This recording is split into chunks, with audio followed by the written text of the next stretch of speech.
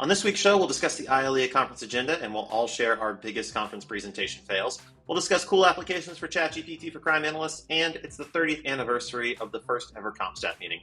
Deb Piehl from NYPD is going to stop by to discuss the legacy of COMPSTAT and our favorite alternate names for it.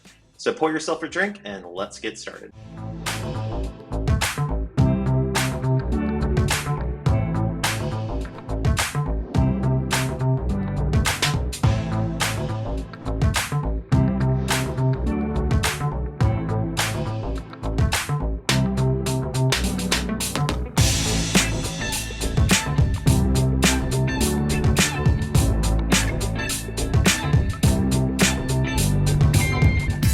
Welcome to Cocktails and Crime Analysis. I am Charlie Gibberti, and as always, I am joined by my two loyal co-hosts.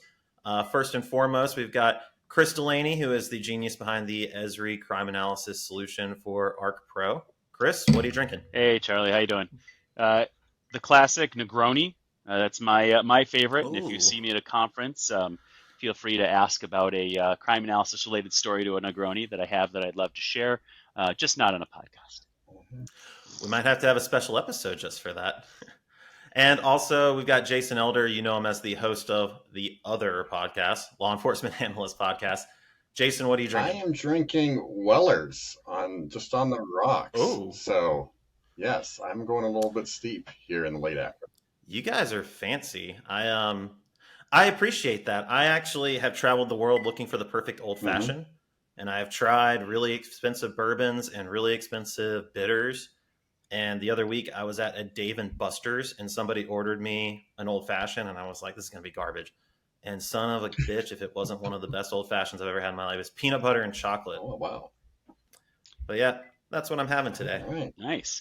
What are you looking for in a nice old-fashioned? Ooh, man, that's tough. I like it to be smooth, and I also like it to be weird.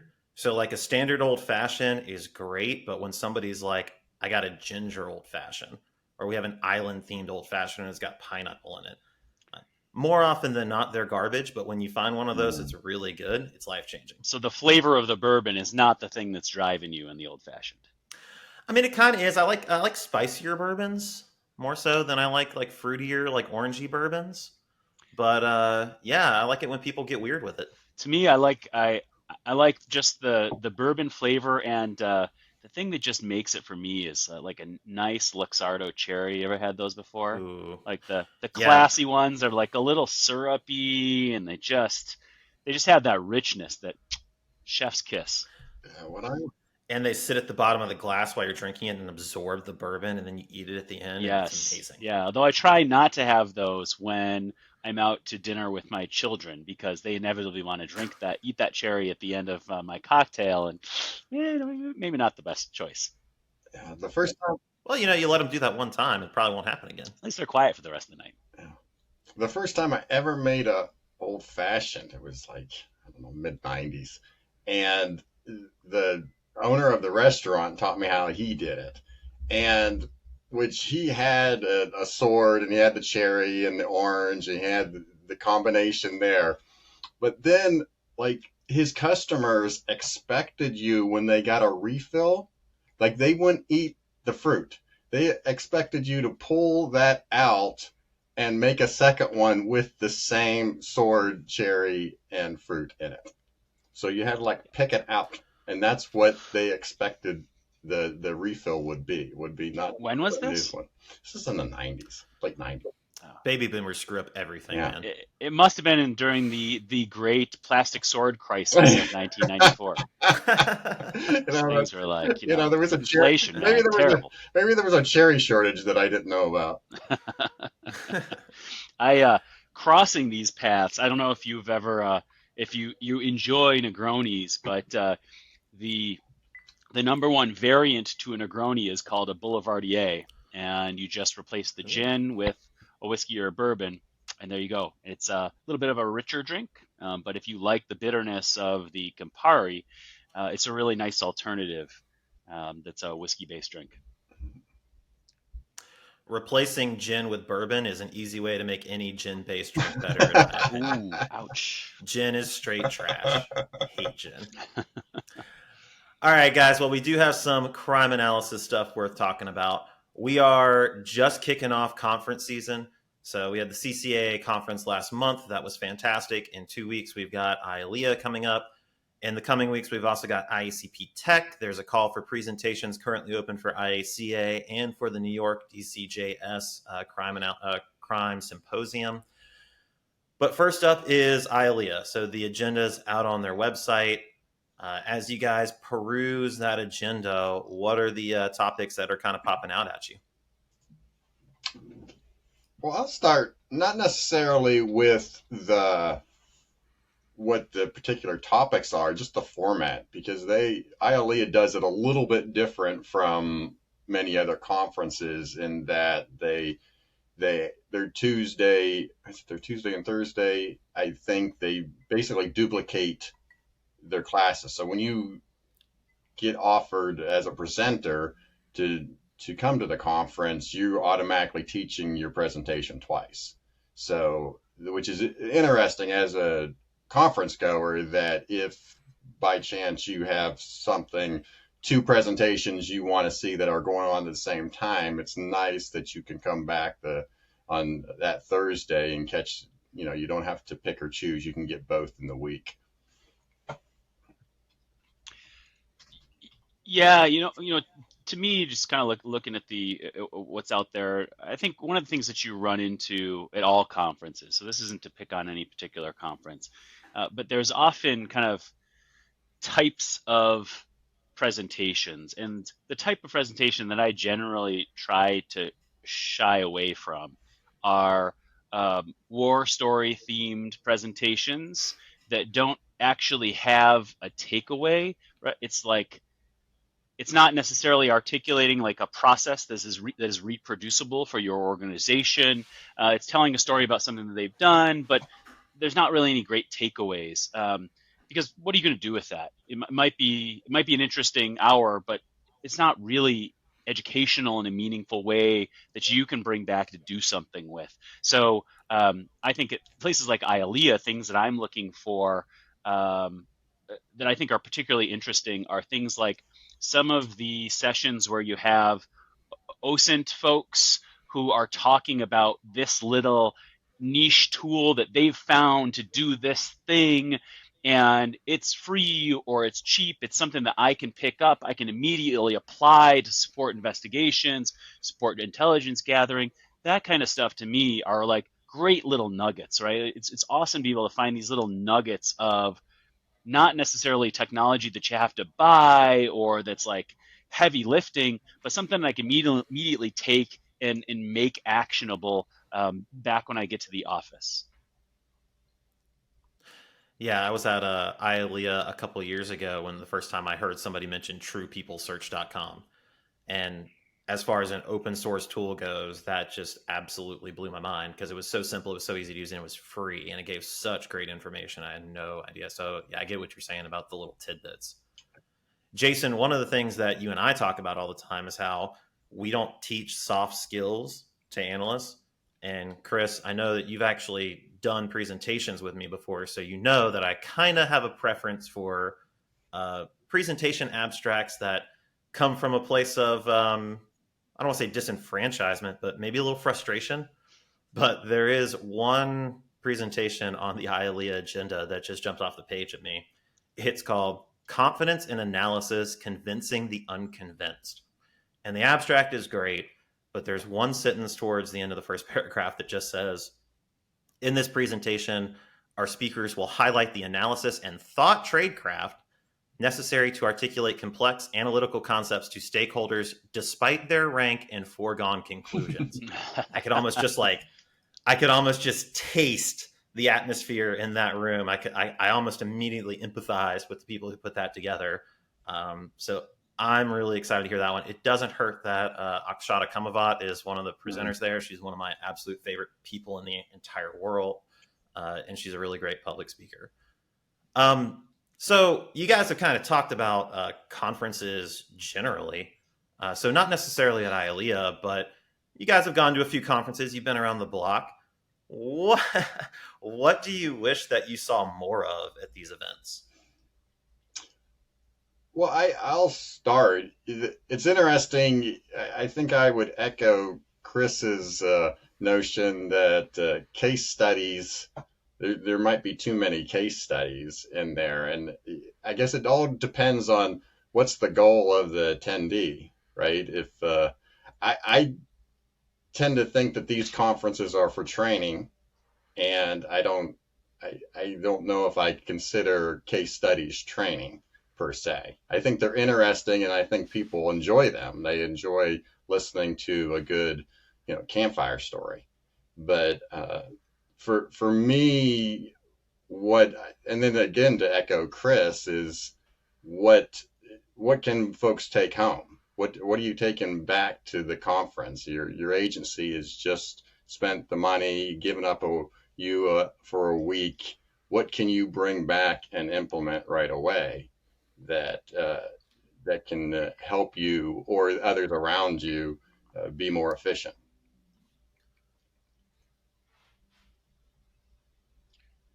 What was the question again?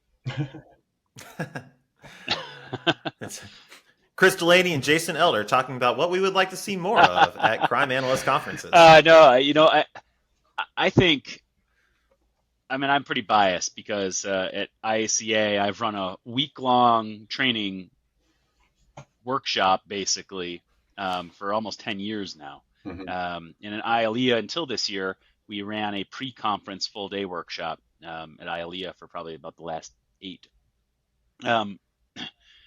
I agree with everything that Jason said, but I think that part of it also is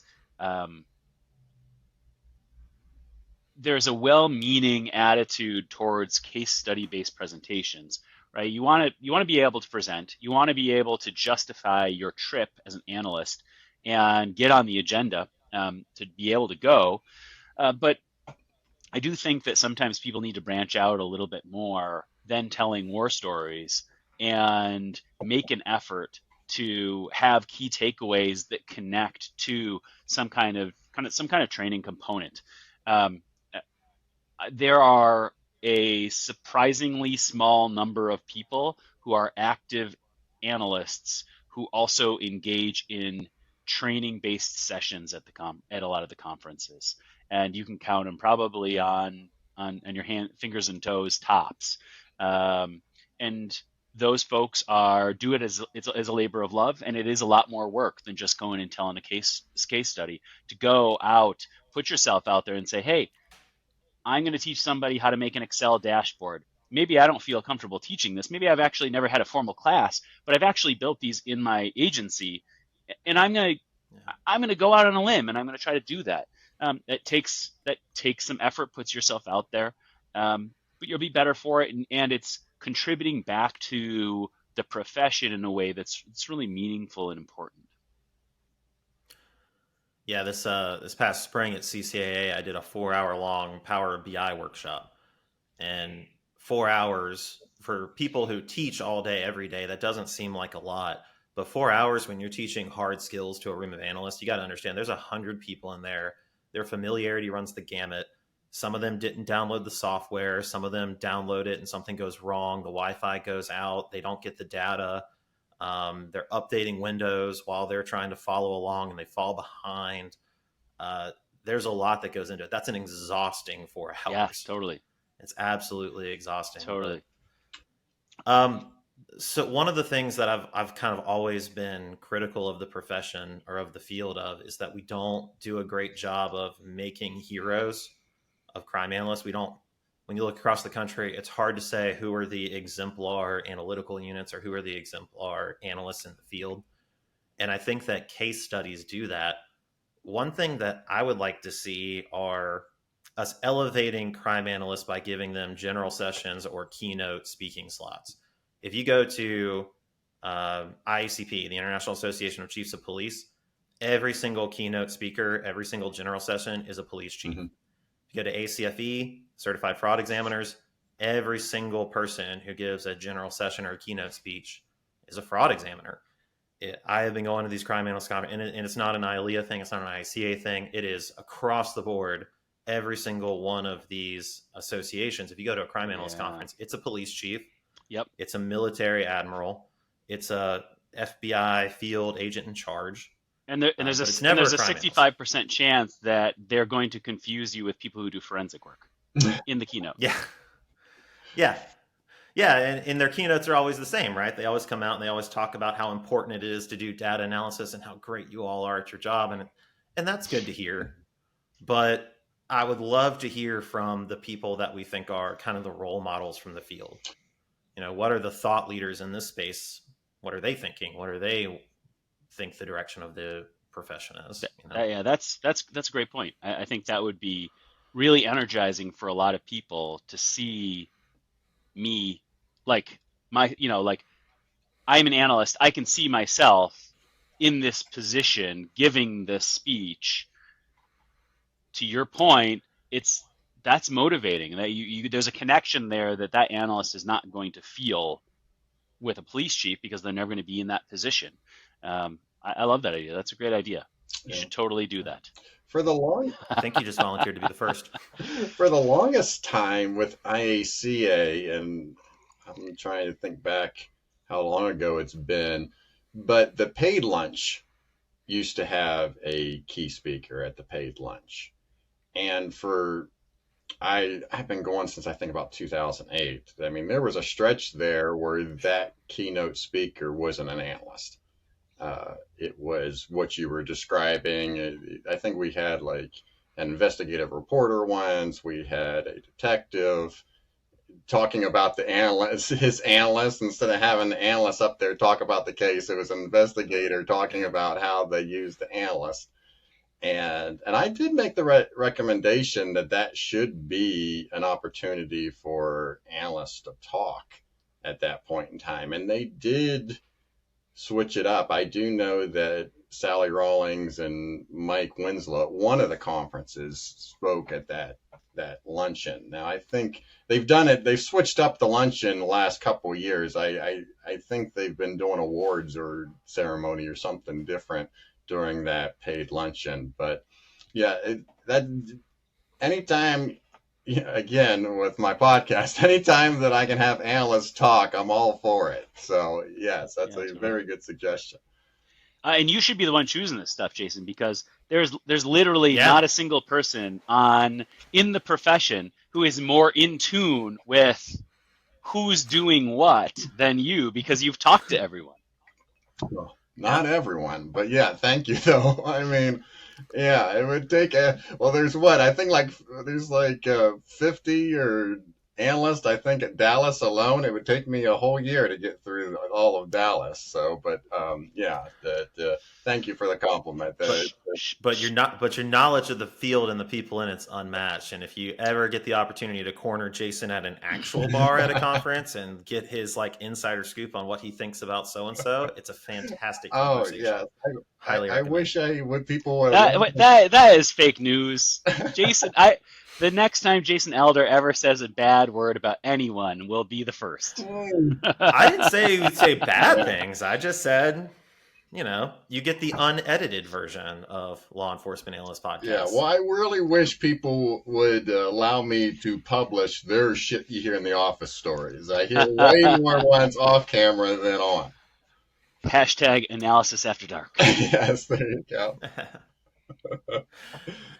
All right, so let's switch gears a little bit. So there's a lot of fantastic events coming up. I mentioned DCJS in New York and ISCP Tech, but the big one for crime analysts is typically ILEA and IACA.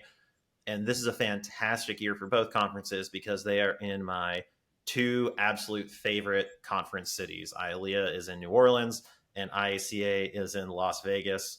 I know people feel a lot of different ways about Las Vegas, so I'll ask you guys, are you Team Vegas or Team New Orleans?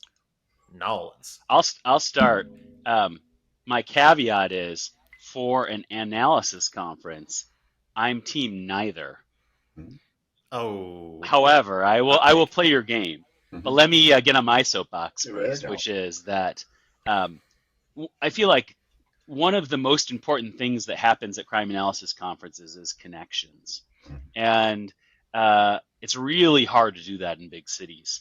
In fact, some of the best conferences, analysis conferences, have been in places where you can't go anywhere the bar at the hotel or at the restaurant next to the hotel is the place where everybody congregates, because you happen to have these intersecting conversations that happen because essentially everyone's in the same place.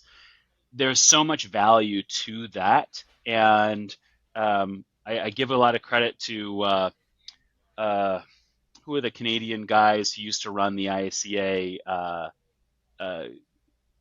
the they used to have that. They used to like buy a room, and then they'd have Oh, like drinks, yes. and they'd have Dion and those guys. I forget the name of their And, company. They yep. do pawn shop reporting.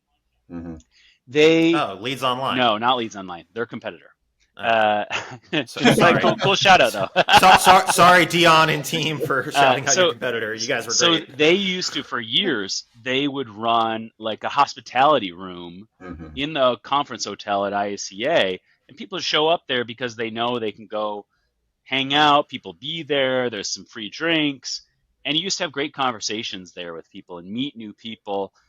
The thing about New Orleans and the thing about Las Vegas is that those cities are so attractive in and of themselves. The minute the conference day is over, everyone is just gone to the wind, and you don't see people unless there are compelling events that happen. And Hmm. and shout out to the IACA conference committee, because they've done a really great job in handling, especially Las Vegas last year, and looking forward to this year, with good events to bring people back in. But the lure of those cities is to go out and do stuff. And the minute the conference is over, you don't do that. I mean, those cities are built for giant conferences, not for small conferences.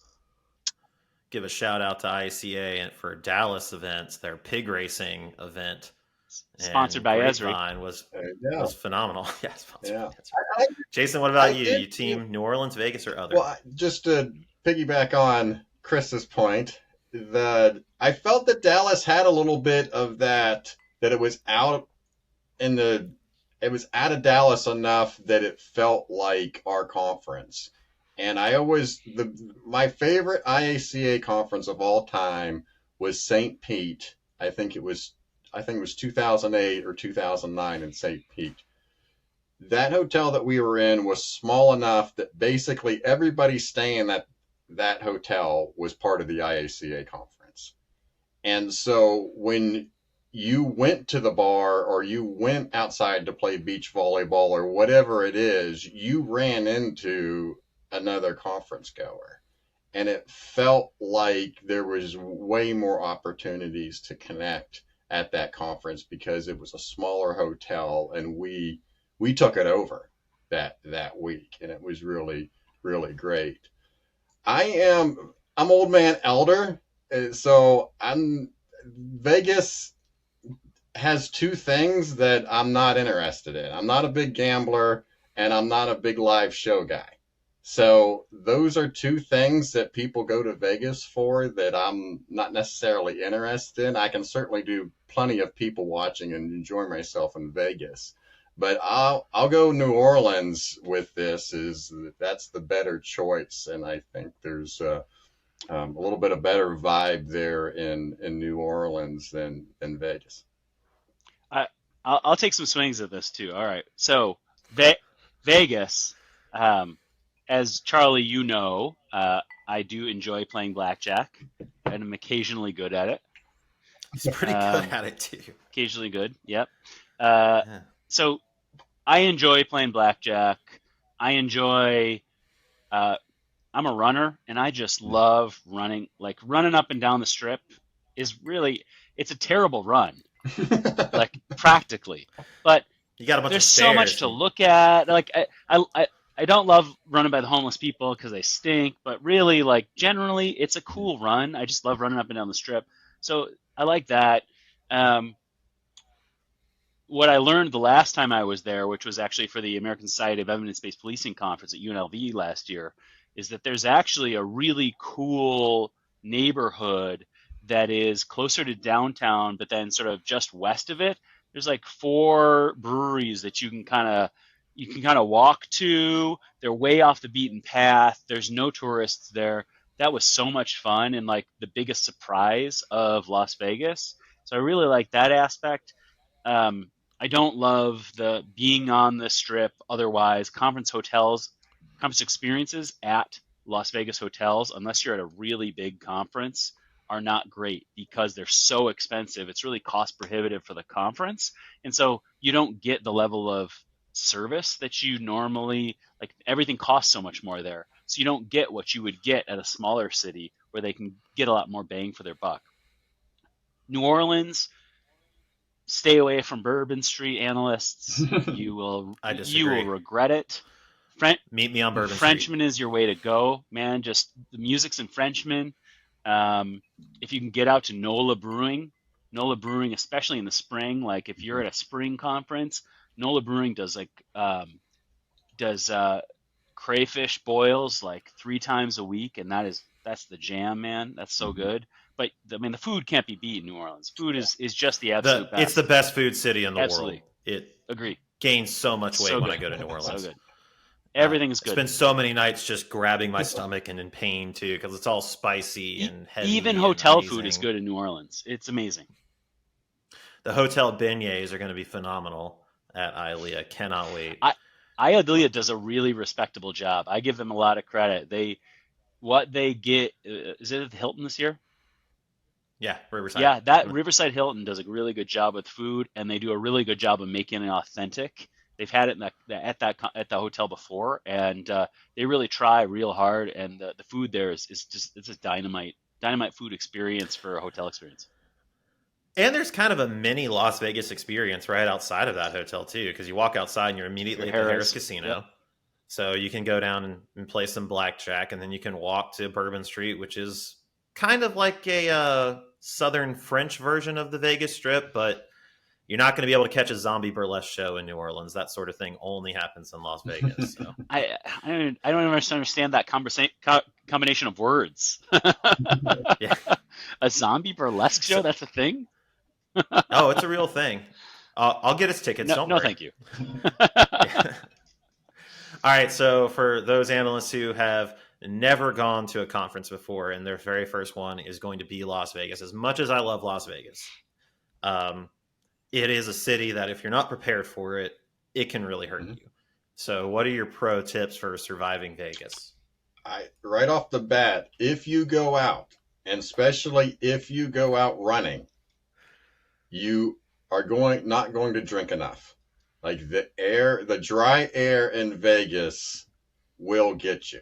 If you go out and about all day, you might not think that you're dehydrated. It'll catch up to you. So right away, my pro tip would be if you're out and about in Vegas with that dry heat, drink twice as much as you think you need to. Um, my pro tips for Vegas are number one, that per diem does not hit the way you need it to in Vegas, man. It's that per diem number is not going to get you where you need to go. Mhm. So make sure that you are, if you can play video poker or you can play video blackjack, you sit yourself at that bar, you put $5 on that machine, that bartender will come around and they will serve you as long as you're playing on that machine. And even if it's 10 cent, you keep playing, boop, boop, boop, boop, boop. That's a cheap way to get drinks in Vegas that you have to go with. Number two is because drinks are expensive and you're on per diem, there's a CVS. They can get you what you need. That's a good starting spot. So you can make yourself a little bar in your hotel room with friends, and that's a good way to kind of economize. Number three, the single best spot in all of the Las Vegas Strip is at the Cosmopolitan. Cosmopolitan is the coolest spot, period. And there is a secret Mexican bar inside Oh yeah, of the food court in the Cosmopolitan that is like the best place to go hang out if you're into like any kind of tequila based drink or mezcal based drink. It's just this cool little spot. It feels like quiet and calm compared to the hustle and bustle, and it feels like you're in a real special place. There's actually other secret bars in the Cosmopolitan, but the Cosmopolitan has by far the best vibe, and that's literally just across the street from Paris, where the conference is going to be this year. I feel like every year I go to that conference, I hear about the secret bars at Cosmo, and I make an effort to get there, and I never quite do. I'll take you, which happens quite a lot. I'll take you there, buddy. Yeah? I'm there every night. Those are my All right. jams. My tip, I learned this early. Any casino in Vegas will not put a coffee machine in your hotel room. And it's because they want you every morning to walk down and spend another $15 at their in-casino Starbucks. So bringing a coffee maker, it's great to save money, but also keep in mind that walk to get that coffee might be 20 minutes, and it might be through a food court. And even though it's 7 a.m. and they're serving breakfast, they might still be bumping club music because you're right in the middle of Vegas. And after a long night of networking aggressively, you may not necessarily physically even be able to do that. So I always bring my own coffee maker and all my own implements. I got that status with Delta, so I check stuff for free. So I bring my own mini bar. I bring my own coffee. It's great. I mean, this sort of smacks of coffee desperation, Charlie. Like, what is your max time in the morning before you need to get your caffeine fix? Oh, it's the very first thing. Really? I don't do anything else, and all my coworkers know that. Like, it's like before 8:30 a.m. Charlie hasn't had 2 cups of coffee yet, so just don't even talk to him. Yeah. Kidding. Like, I didn't know that about you. Pre-coffee time. Oh yeah. For me, it's more the idea that I'm a coffee snob in that I just like the coffee the certain way, and so what do you like? What's your jam? That too. So to me, I normally like to do a French press, and I do almond milk. And so that is my coffee, and so that's. I'm going to start calling you Sir Jason Esquire. Yeah, that's what I like, and that's what I stick with. We just went on vacation this week, and my wife and I brought our coffee with us and made it every morning. So I agree with you. French press is the way to go. I don't know about almond milk. I've never seen an almond with a nipple, so I'm not quite sure how that works. I like normal milk in mine, but no, French press coffee changed my life. Wow, man, you guys, I am totally like born and raised on break room coffee. So I'm totally fine with absolute trash coffee that's been there for 24 hours. I feel like that's just like anything that's not. I'm willing to drink that. So anything that's not that is just like totally fine. And also like just 2 in the afternoon, completely black. Yeah. Completely black, reheated. I'm fine. I'll drink it. Yeah. Like even at like 2 in the afternoon, if the coffee I had that morning was not up to par, I will be pouty about it. It just sets a damper on my whole day. Wow. If I had to have crappy coffee. Kidding. Yeah. No, I'm a strict 3 p.m. though. I gotta stop because old man Elder has to get to bed at night, and so I do not drink coffee after 3 p.m. All right, so Jason, I know you and Danielle Martell did a special edition of Law Enforcement Analyst Podcast, and really you were trying to encourage new people who've never presented before to step up and present. And like we said earlier, that can be intimidating. Even one of the first time I presented, I had a whole bunch of experience teaching college classes, so getting up in front of a large group of people was not new to me, but that's still intimidating. It is a completely different thing when you're sitting up there in a room full of your peers. It can be really intimidating. And of course, your first time, you're worried about things going wrong. So I thought that we could take just a minute. Everyone here in the room has presented dozens, if not hundreds of times at these conferences, and put everyone's mind at ease. Something will eventually go wrong if you do this for long enough, and it's just not that bad. So Chris, I know that you're chomping at the bit to start this conversation off, so I'll throw it over to you. What's your worst conference presentation fail? I'm pretty on point all the time, Charlie. I mean, just nice. What the hell? My job is just like to be on all the time. So I don't have I never had a terrible fail. I have had, in honesty, a couple of times where maybe I had more than I wanted to drink the previous night, and maybe was not like fully up to speed. And, that's going to happen. You just got to power through it. That's not the end of the world.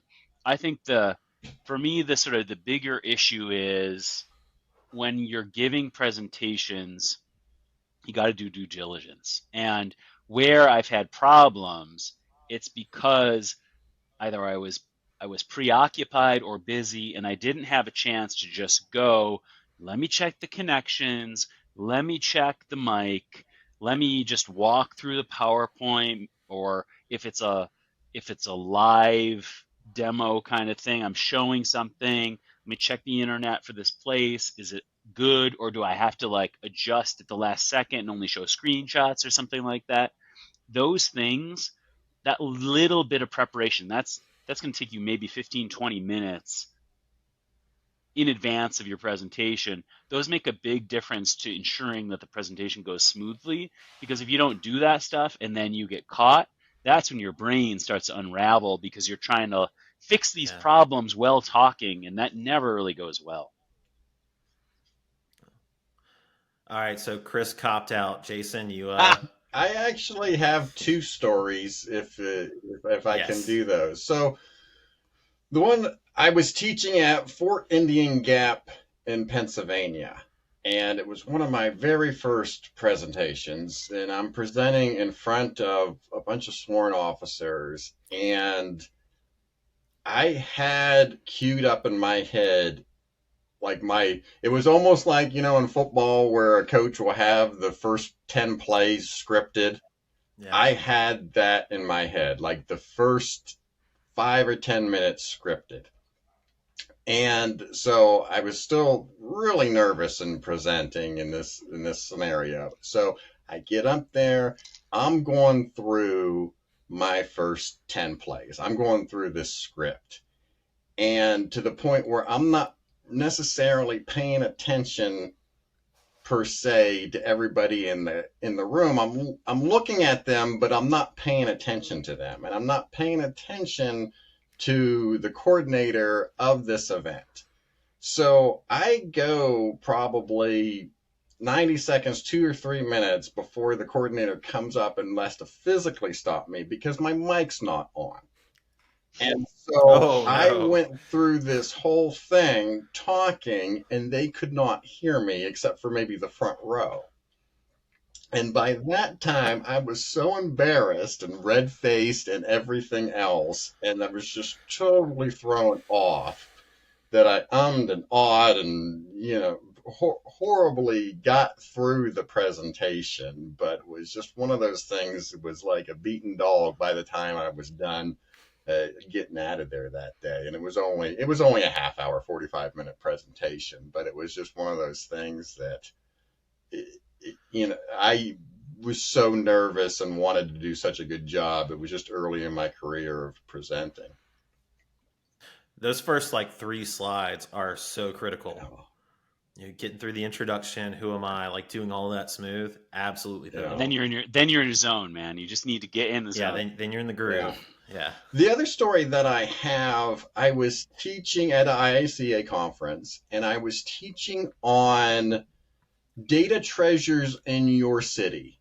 And I was at Cincinnati Police Department at the time, and what I had discovered as an analyst there is the city park and recs kept a database in which, when they went through and were doing violations, they would write up reports on graffiti, if there was a illegal car parked there or a suspicious vehicle there, they would write down license plates. If they talked to a certain person, they might put it in these reports.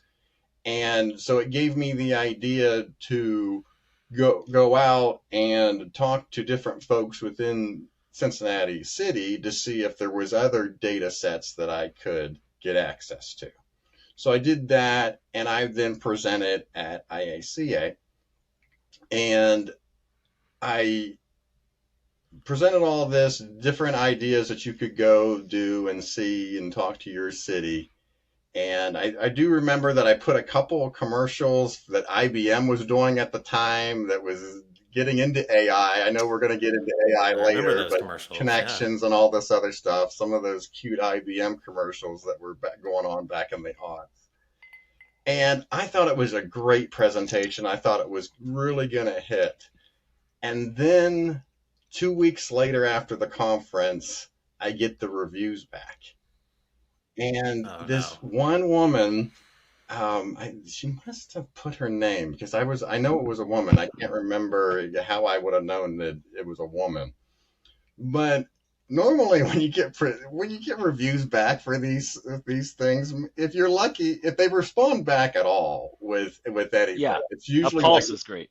it's like one or two sentences if you're lucky. This particular woman took time to write like a 3 paragraph essay on why the presentation was a waste of her time. And it was Wow, she took it just personal. like none of it really mattered, and that just basically, I read that and I felt like Adam Sandler in the movie where what is it? Not Happy The Happy Gilmore. Billy I Madison. award Happy you no Gilmore? points, and may God have Billy, mercy No, on your and soul. God have mercy on your Billy soul. Madison. Yes, yes. We are Oh yeah, now Billy Billy Madison. Madison, yeah, there you yeah, go. we are all now dumber for listening to you. You get 0 points, and may God have mercy on your soul. That's how I felt reading that review because I was like, to be That honest with you, it wasn't just her either. Like all the reviews, the 5-star system, it was probably like a 3. So it was, for as much as I thought it was a good presentation, it didn't hit with the audience. And that was something that I did learn moving forward, because I do always, even good, bad, even if I think it's personal, I do read the criticisms. I do read the comments yeah. to improve for future presentations. That's one thing. I rather have something to go on than everybody just get, oh yeah, that was good, and then I don't have anything to leap off from there.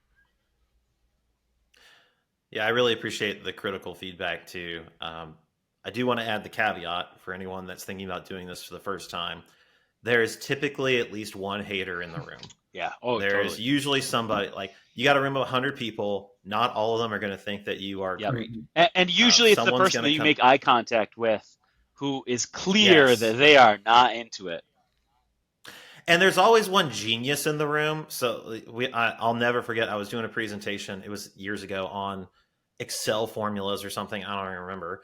And there's always one guy that wants to raise his hand and just be like, "Well, I could code this in Java and Yeah. Python, and it would be better." And it's like, "Well, bro, go do your own presentation on Java and Python. This one's on Excel formulas.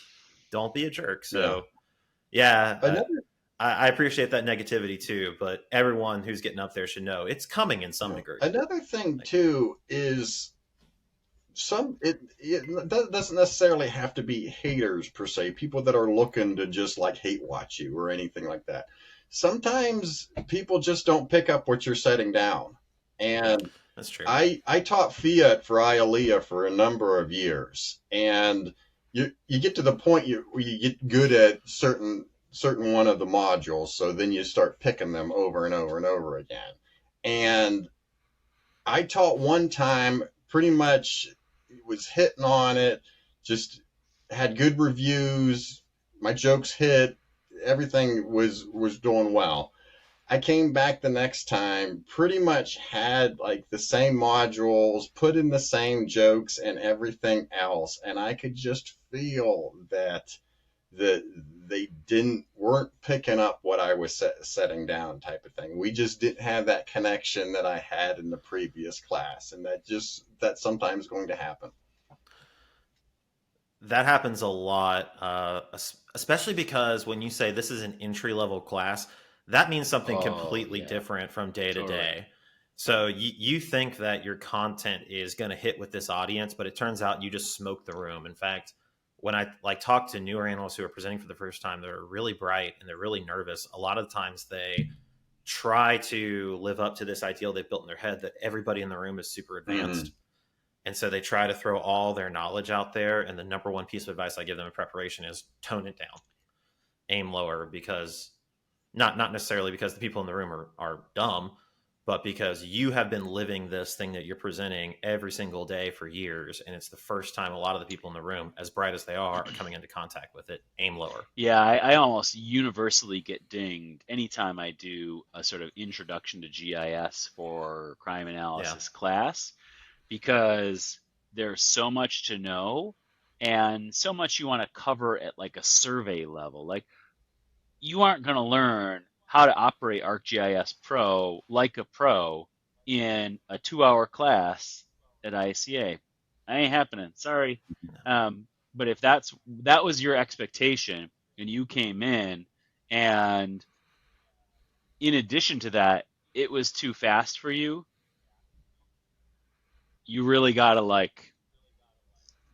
you gotta dial it back a bit more. And so we try to kind of like bring that back, but it's a real big challenge of conference learning that you have all sorts of different learning styles, and you have people that can pick things up fast. And that's generally who I teach to. Is my preference is I'm going to hit you with a fire hose, and I want you to know what you don't know and walk out of there going, okay, well, I'm aware that there are I need some more. things that I need to know. Even if I didn't get it in the hour that I spent in this workshop, I understand that there are some things that I didn't fully catch on that.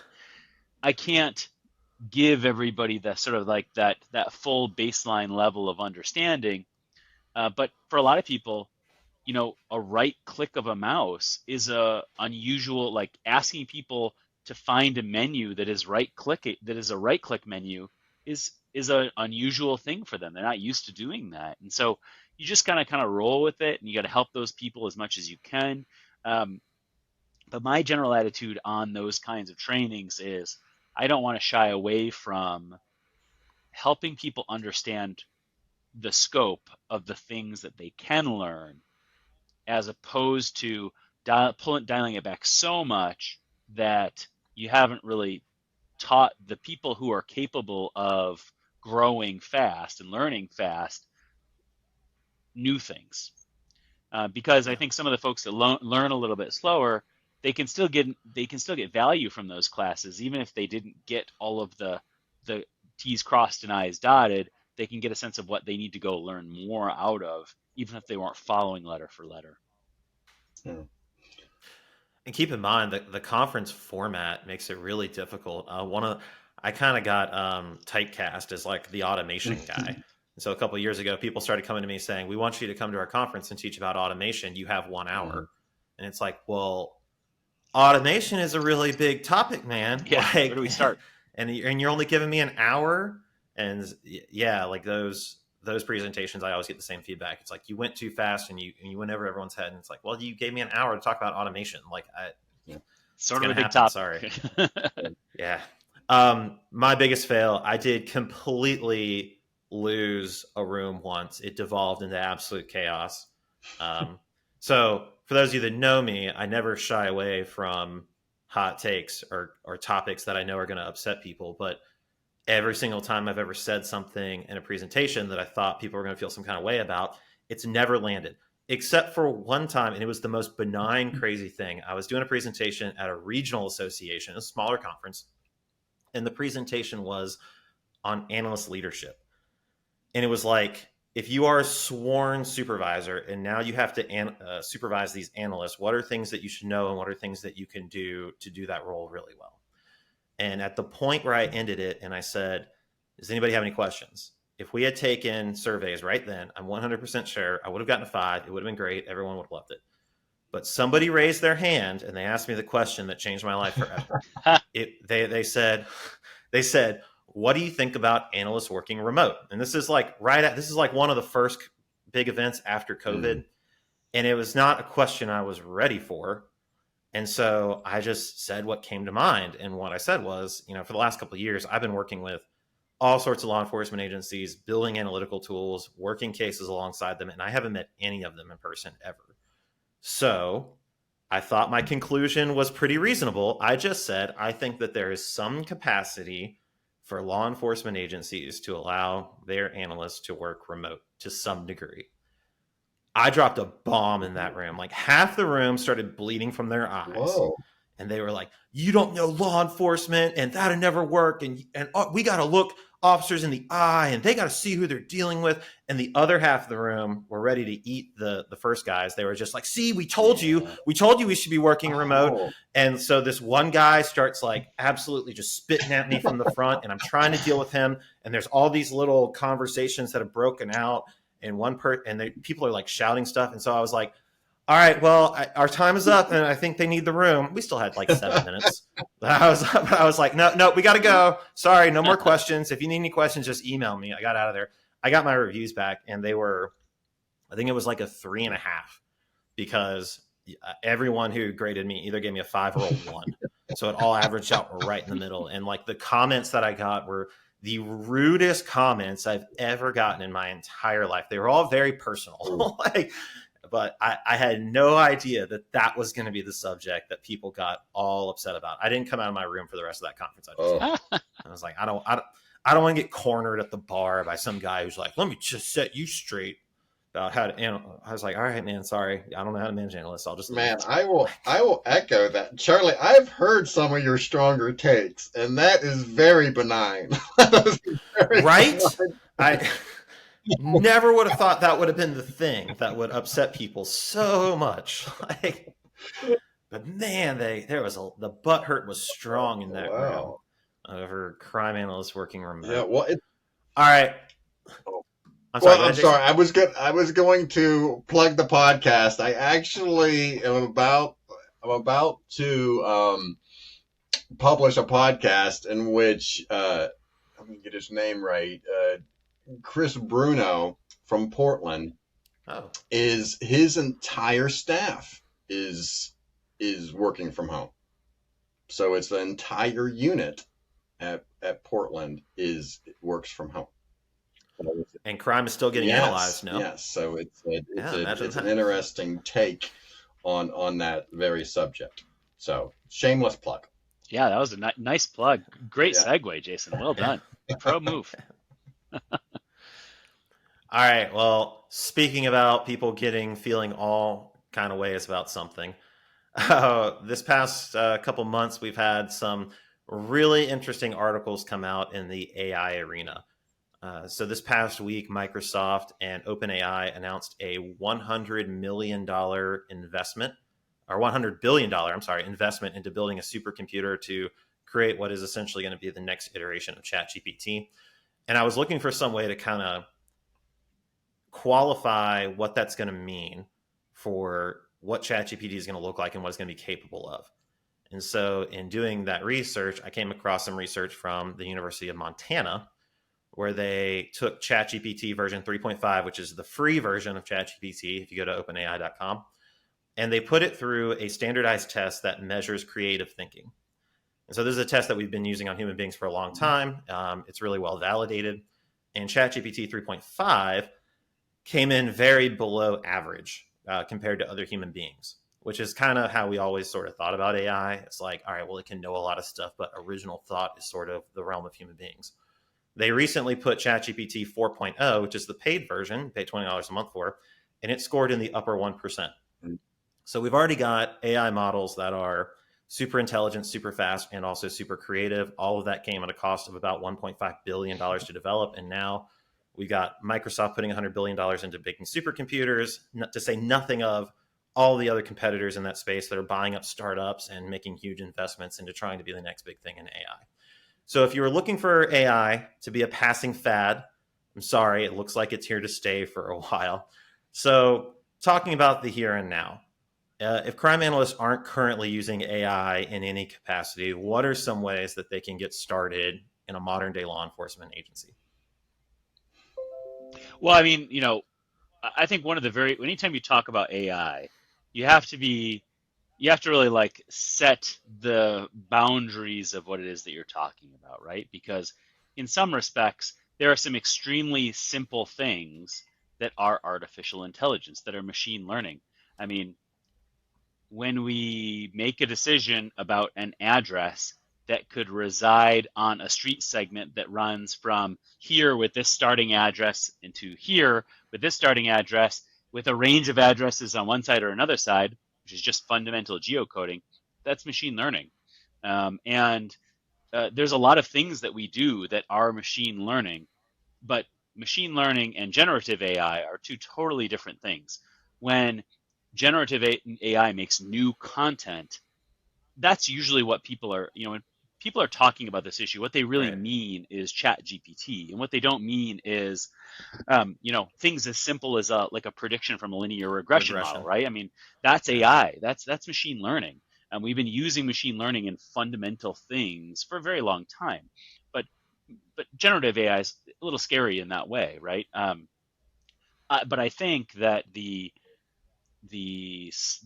paranoia over generative AI is so overblown. I mean, there are at least one and several records management system CAD vendors who are making significant investments to take audio communications, so voice dictated reports from an officer, and take that information and parse it into the fields that an officer needs to complete a report. I mean, how time saving is that? Even if that is It's huge. 50% or 40% correct, the amount of time that that takes that officer to complete that report is exponentially improved. If all they're doing is correcting and modifying the places where the AI screwed up, that's a major, major productivity improvement. And I think that's what people are sort of missing about generative AI is that it's not replacing human intelligence. It's accelerating your ability to complete tasks. It's doing menial work for you. I use ChatGPT really regularly. I'm thinking about a capability that I want to express in code, and I'm Yeah. just going to express what I want to have happen to something like ChatGPT, and then they're going to like give it their best effort. And it's not copy and paste. And if you're thinking that it's copy and paste, you're misusing generative AI. The purpose of it is to okay, this thing is sort of generically training on lots of information, and it's going to kick you back what its generically trained understanding of your question is.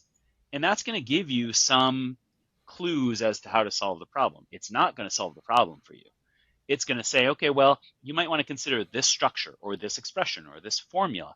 And so I get, maybe it's 60% right, but it points me in a direction that maybe I didn't know how to solve in the first place. And that little bit of time saving is amazing. It's like Google search on steroids to me. Yeah, that was my first ever use of ChatGPT. I had 300 lines of Python, and it was something was wrong, and I actually hired somebody to come and take a look at it with me, and we couldn't figure it out, and we copy and pasted it into ChatGPT, and we said, "What's wrong?" And it said, "Here's the line. It's line number 127, and you express something like this, and it needs to be like that," and it solved the problem for us. Yeah, I think you're right. When combustion engines came out, all of a sudden we didn't need 100 people to plow a field anymore. We needed one guy who could drive a tractor. And I think that data analysis is going to be affected largely the same way by ChatGPT. Jason, you have any thoughts? As I'm listening to you both, I am way on the dark side of this topic. Ah, I have not done much with Chat GPT, and so I am really in the fog in terms of a lot of this stuff.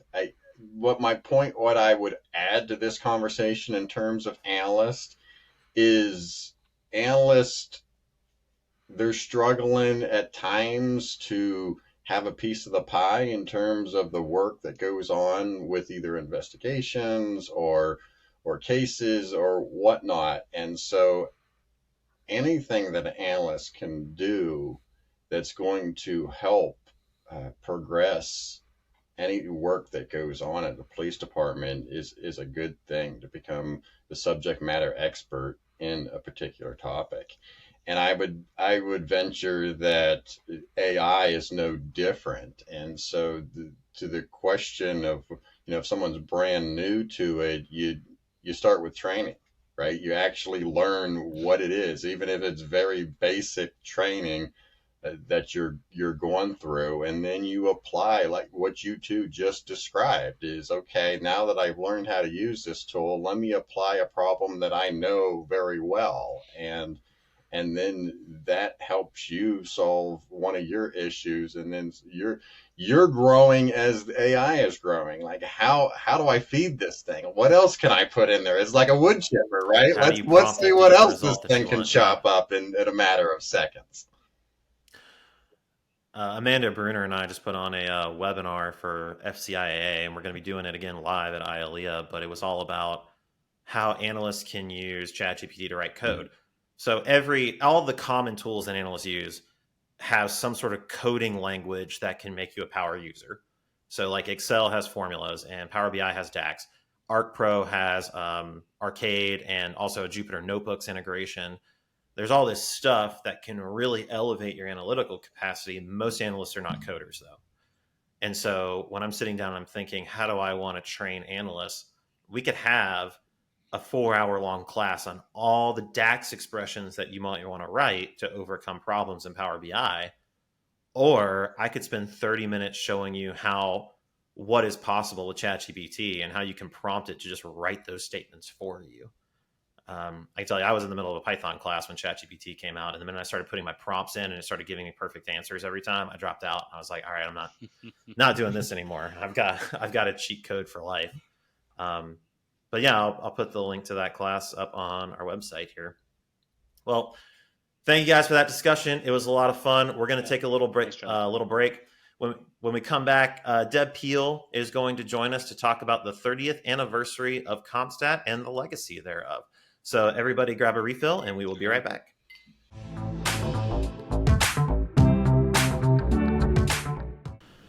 And we're back. Our guest today is Deb Piehl. She has been working in law enforcement agencies since 1997. She served as the CompStat director for the Massachusetts State Police for over 5 years and served as a senior crime analyst at NYPD as well. She currently serves as an analytical specialist for the International Association of Directors of Law Enforcement Standards and Training, and she runs the Piehl Group Consulting. Deb, thank you guys. It's great to be here. What are you drinking? I thought appropriate for today would be a 19 Crimes Red Blend, bourbon-aged barrels, and I am drinking it out of my Mass Association of Crime Analysts little cocktail glass. Well, so 2024 is the 30th anniversary of the first ever CompStat meeting, which occurred in NYPD.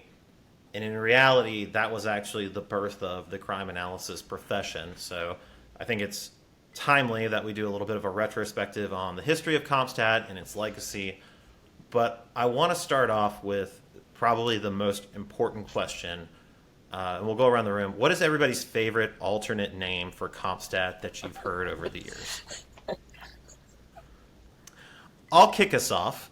In Cincinnati, we called our regular crime meeting STARS, which stood for Strategic Tactical Analytical Review for Solutions, which to me just says somebody really wanted the name to be STARS. Yeah, man, that's a dynamite name, and it really right.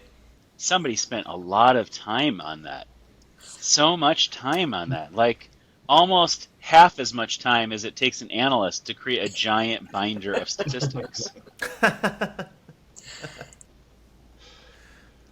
I can't say that I have a good ironic name other than in Rochester we didn't call it CompStat, we called it CrimeStat, which I mean you couldn't think of a less original name than Does that CrimeStat. mean you did everything in CrimeStat? Or? Yeah, I was the CrimeStat director, whatever that means. I have no idea. No calls for service stat, simply CrimeStat.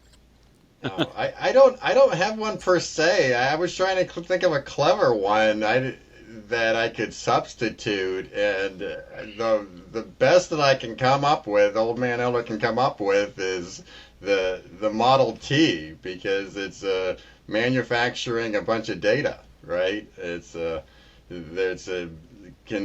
police departments had turned it into data factories for that 3-ring binder that had to be produced every week. So it was just one manufacturer week, and then you start the process all over on Monday.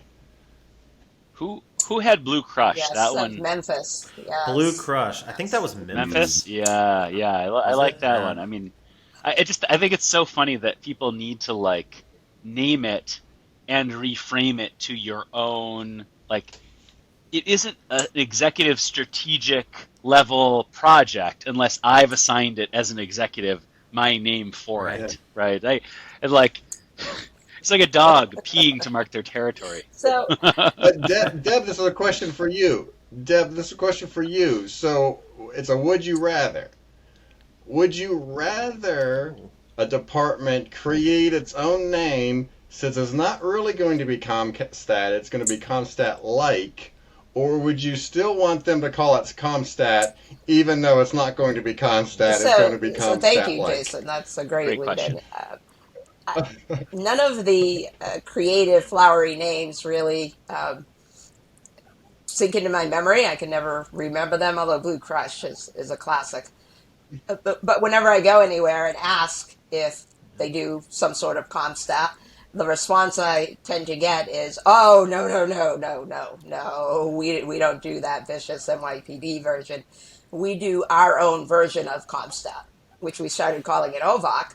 And NYPD had never heard of OVOX when I got there, so they were very amused at that phrase that everyone feels as though they have to qualify it to say What? that they don't do anything like Yes. CompStat, which So basically means they don't do anything. so does In does my NYPD does no, NYPD they call it call it OVOX now, or CompStat. do they still call it CompStat? Everything is all about CompStat. Oh, okay. That is funny, Deb. Like there is a universal need Yes. to qualify for a local municipality their CompStat process as not being CompStat. So Why do I've you been think that giving that a is? lot of thought lately because it comes up more and more. And always in those discussions, someone will make a reference to The Wire, as though that setting is still in 2024, Yeah. what is going on at NYPD. And I always feel obligated to tell them that that's it's not like that. And it amazes me that that image still remains with people, the majority of whom have never been to an NYPD CompStat. And so I think they have this image where every week someone is getting screamed at with profanity, and someone within the meeting is getting fired. Every week, and that's the Mhm. focus. And Yeah. then the other vision is very much that what you're able to see online in terms of the standard weekly CompStat report, that sheet full of numbers, is all that CompStat is about. And so they just feel this obligation to make it very clear, uh, almost to define their agency, that they are not mean like that. They're not vicious like that. They don't, hold people in that sort of environment because it will stifle their creativity and that sort of thing. Yeah, I've always thought that there's sort of a funny sidebar to that too, which is that people perceive. I mean, NYPD is one of the Yeah. largest municipal police departments in the world, right? I mean, it is a behemoth, and in that way, there is a perception among other police departments that they can get away with things that you can't get away with Right. in a smaller department. Because in practice, for smaller departments, the people for whom you as a captain or commander might be screaming at are people that you probably went through Yes. also the Yes. academy with and know in depth, have gotten Right. into the shit with in a variety of ways. And there's this sort of fundamental notion that, oh, well, we couldn't ever treat our subordinates like that because they are not Yes. strangers. And as a result, we have to qualify the confrontational aspect of this when it's like It missing the is. point entirely. Yes. The point is And accountability. go I ahead, think Jason. it's interesting the requirement to then institute a ComStat, right? It's almost, I think of almost like budgeting, right? It's just like, oh well, I budget, I just don't do it that way, kind of thing. But there is, for whatever reason, the history of ComStat is such that it caught on and throughout all the United States to the point where every police chief felt the need to implement it, even though they put would put the caveat on that you've all just described about it, and that is for something in law enforcement in the United States where you have 27,000 plus agencies, for something that is usually very difficult to create a standard, for COMPSTAT to basically go through and be implemented, even though it's in various ways, the fact that it caught fire and went across the United States is still pretty remarkable. And I don't think that COMSTAT NYPD style could even be replicated at this point 30 years later. I mean, besides the whole vision and mystique about COMSTAT, I think what agencies tend to struggle with is the commitment to that. And not even, take the fundamentals of NYPD COMSTAT, out of the picture. I in no way expect that every average police agency is going to have a 3-hour meeting once a week and hold their 10-man command staff to the same level of intensity, I suppose. But I do expect that if your agency is more than the chief or the sheriff and Barney Fife, then you have things to talk about at least once a week that should be focused on crime and public safety, whatever that is for that jurisdiction.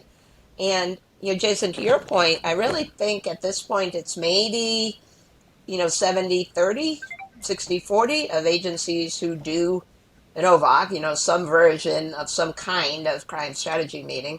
And then the majority simply don't do that at all. They get together, but it almost immediately becomes a focus on overtime, sick time, staffing, budgeting, the fleet maybe, and they rarely get to discussing crime or public safety with any level of accountability. And it has really started to, I don't know how to put it, frustrate me, I guess, and sadden me at the same time. I've kind of lost my patience a little bit with the seriousness of the mission, and yet the lack of feeling obligated to have some sort of meeting like that is focused on the primary mission. It's Totally. frustrating. Yep. Good. You're allowed to be frustrated on this show. It's why we drink. So let me ask you this. So for the analysts that are listening, or the police officers, and they have a COMPSTAT, or maybe they don't have a COMPSTAT, what are the important elements that anybody who is doing something like this, large or small agency, needs to have as that is central to their COMPSTAT process? So at the most basic levels, the approach that I try to take, usually if I'm working with an agency, I get some data from them. I get a little sense of the community and what they're dealing with, and what the department looks like, and specifically what their data looks like, and then try to envision what they could possibly do. And I try to be gentle about it. I suggest at the beginning in discussions that I am very much a COMPSTAT traditionalist.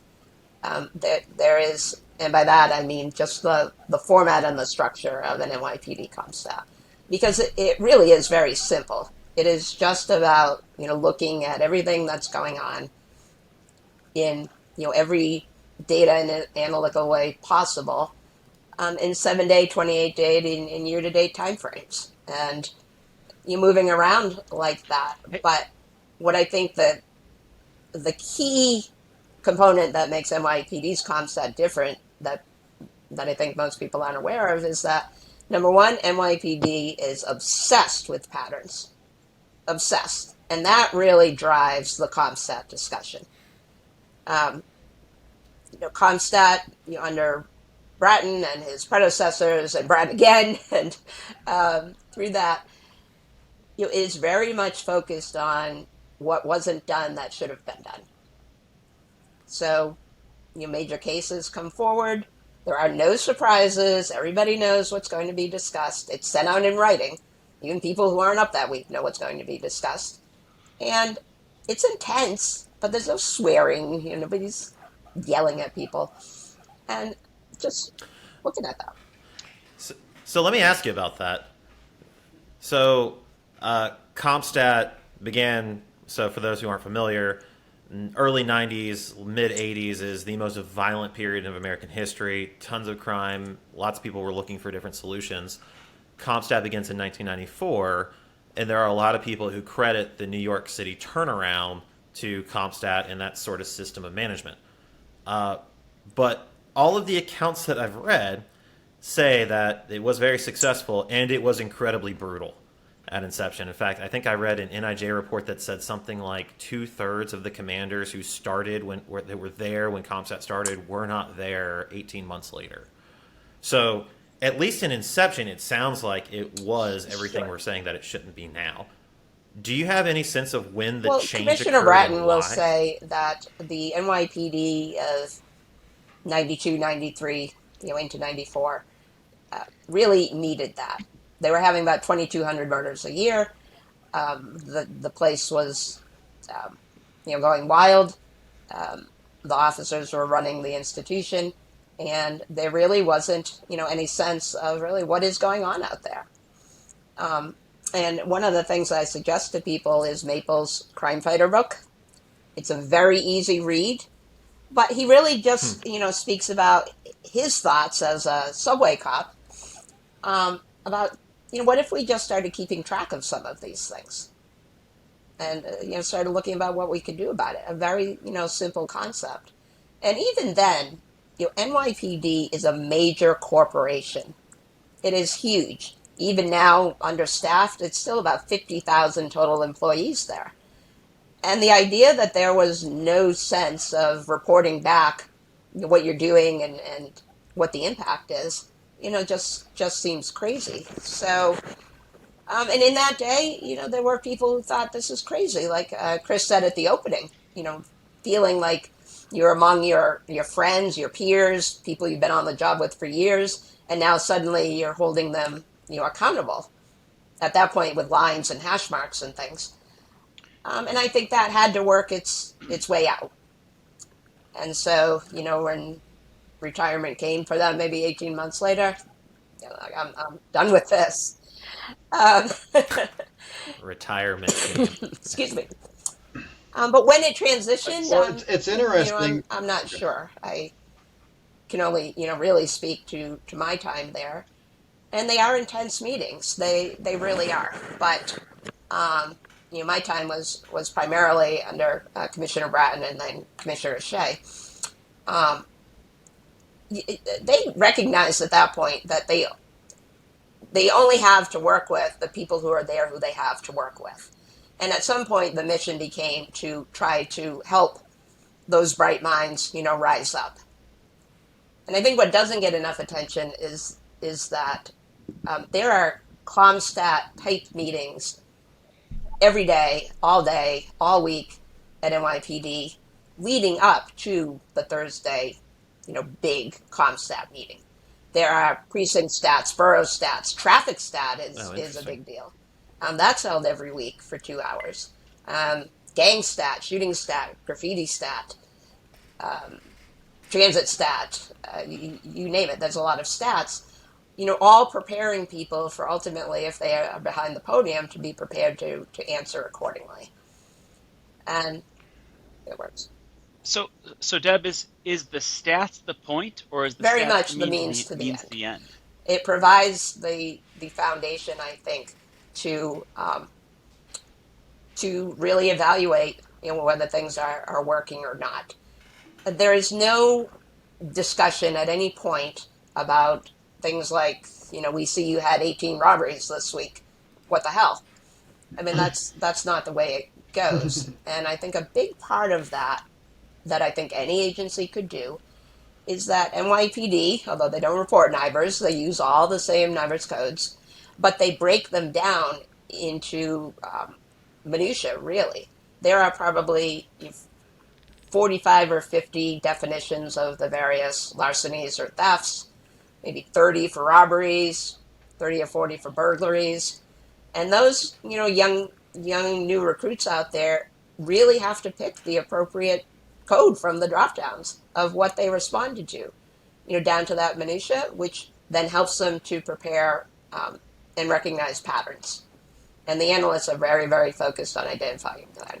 And I think what makes it different is that there is this widespread understanding and belief that there is a pattern in everything.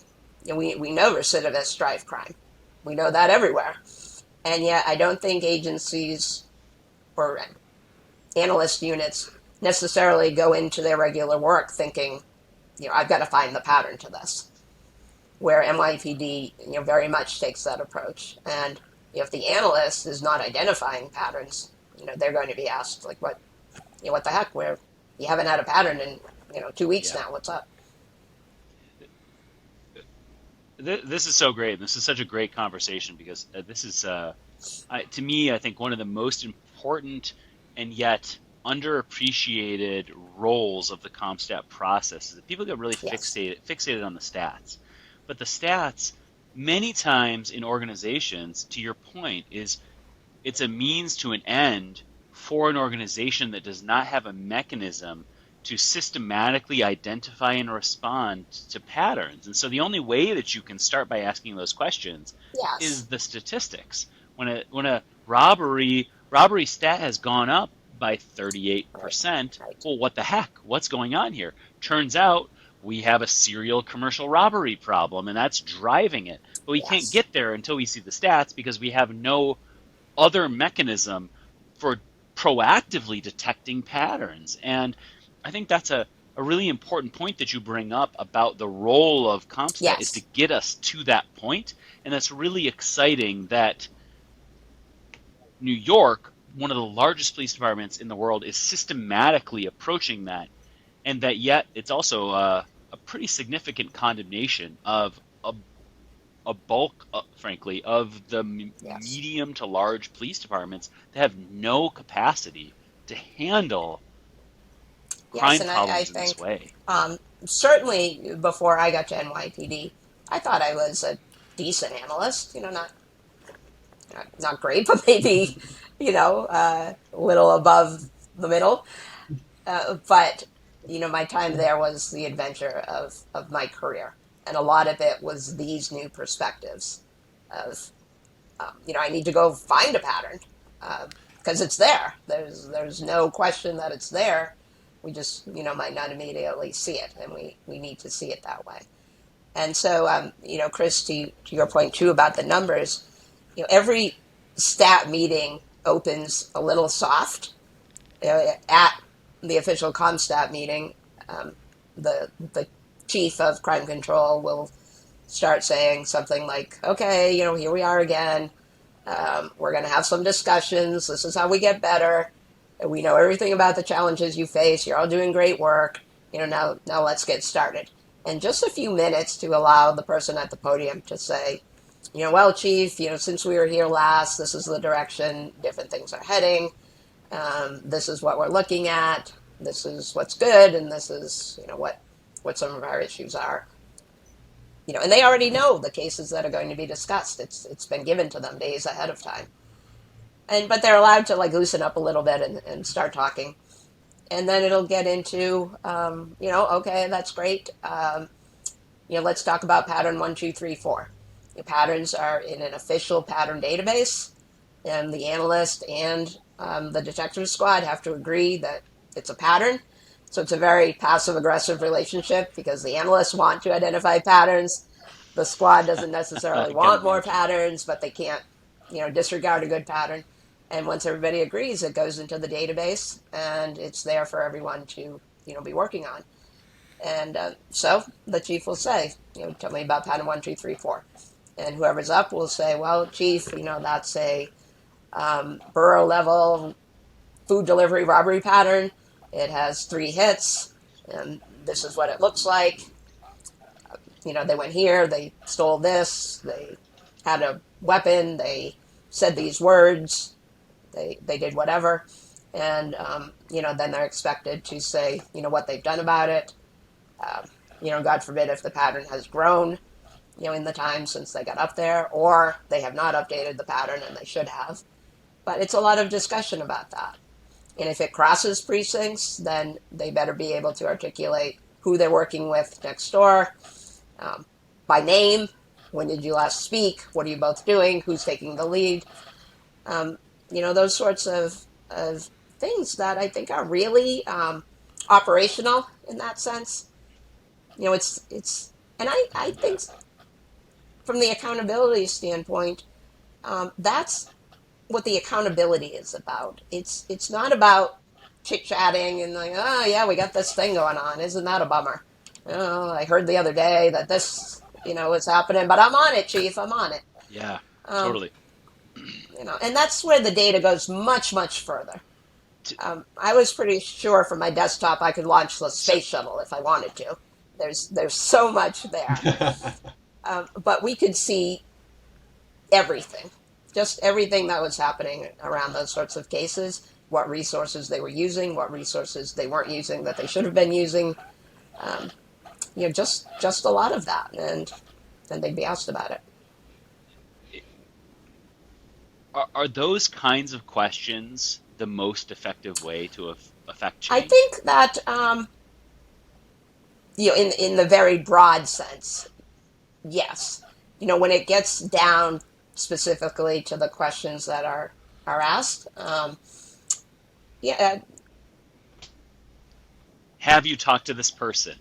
What did they say? And forcing them to say something about that yes, demonstrates whether they're telling the truth or not, yes. or they've actually Well, made that effort, right? it is That's very critically intense that way important. because you can't just make it up.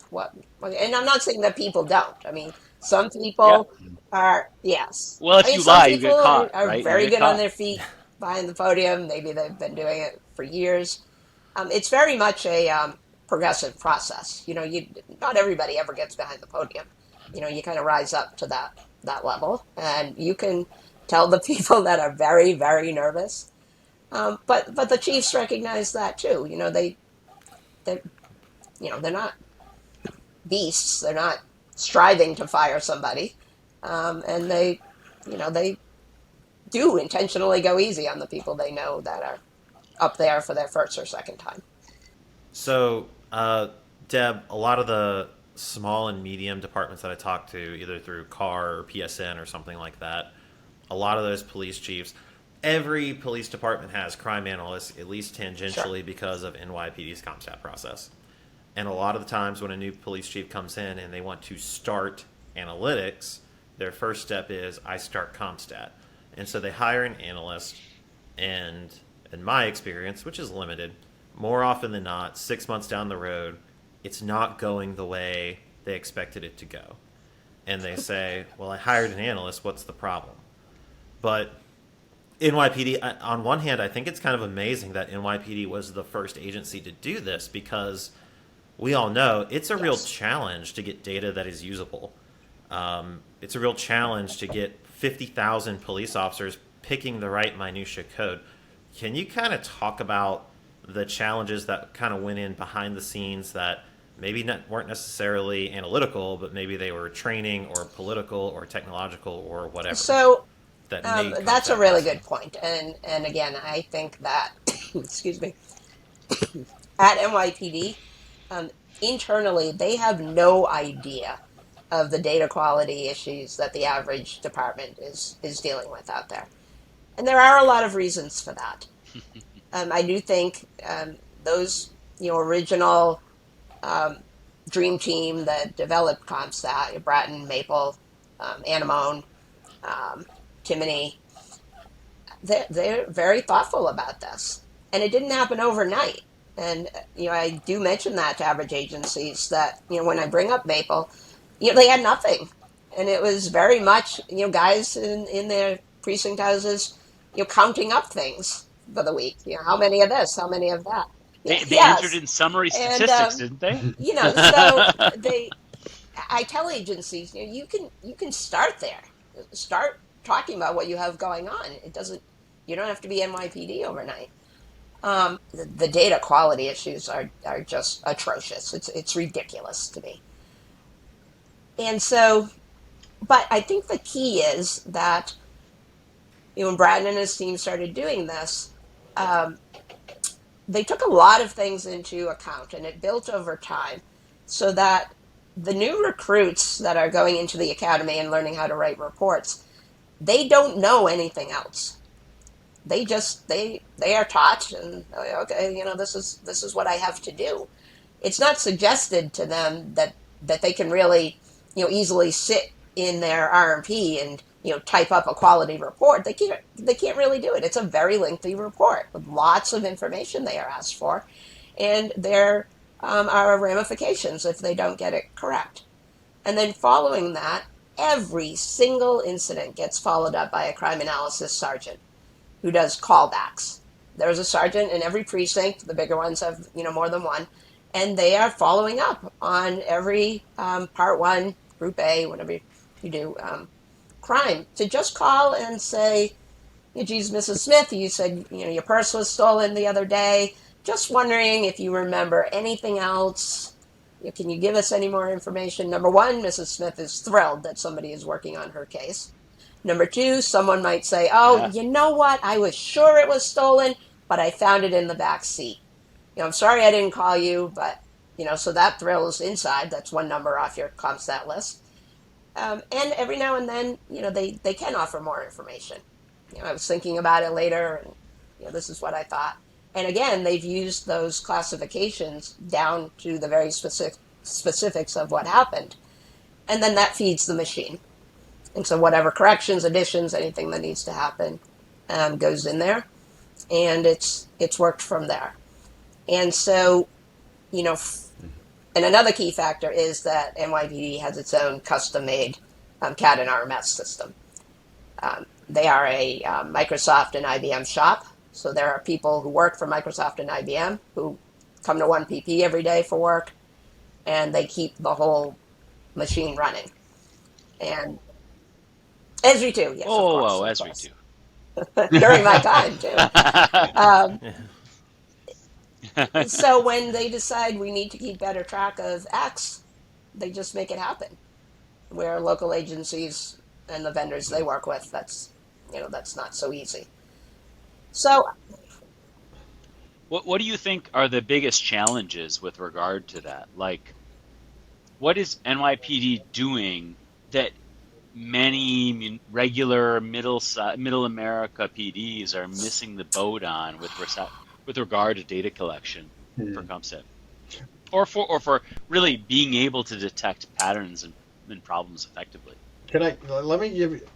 That was a curiosity that I had too, and Deb, I'll give you a couple minutes. I'll talk a little bit and give you some time to think about the answer to Chris's question, because my thing is like, of all the things that were duplicated and then not duplicated from COMPSTAT, we talked about the accountability, and that's just a nice political term that's going to resonate with the citizens of the community, is this idea of holding folks accountable for stats. And what's the least sexiest term is fixing your data. And if you got a grant for $500,000, your department, is it going to be? It might be the best thing you could invest in is to fix your data, but it's going to be better if you hire an analyst, and you can say that you hired an analyst, or you bought this new brand spanking new software, cutting edge technology. That's what you did with the $500,000 instead of fixing your data. And we're all analysts, and we really know that garbage in, garbage out, like what really should be happening across the United States is fixing the data. I think one of the problems is that the focus about NYPD COMPSTAT is that it is all accountability and hammering the people that are there at COMPSTAT. That's not all it is. There is good news discussions that come up. People are encouraged to share something that they achieved, a big arrest that they made, some neighborhood policing thing they did that led to make people happy. I mean, there are attaboys that happen, and congratulations, and that happens too in the meeting. I wonder all the time why can't we get better at this? And I think we're in a very difficult period right now. Like Jason, like you said, more and more agencies are hiring analysts, but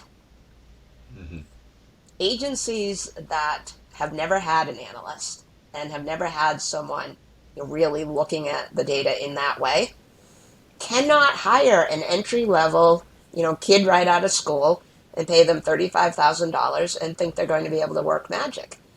There is no school, even the best ones, that can replicate what an analyst is going to face in terms of accessing that data and what it's going to look like and the difficulties and the technical skills that you need and all of that. So if you bring in a new analyst who has no one to work with and no model to follow, I my heart aches for those analysts.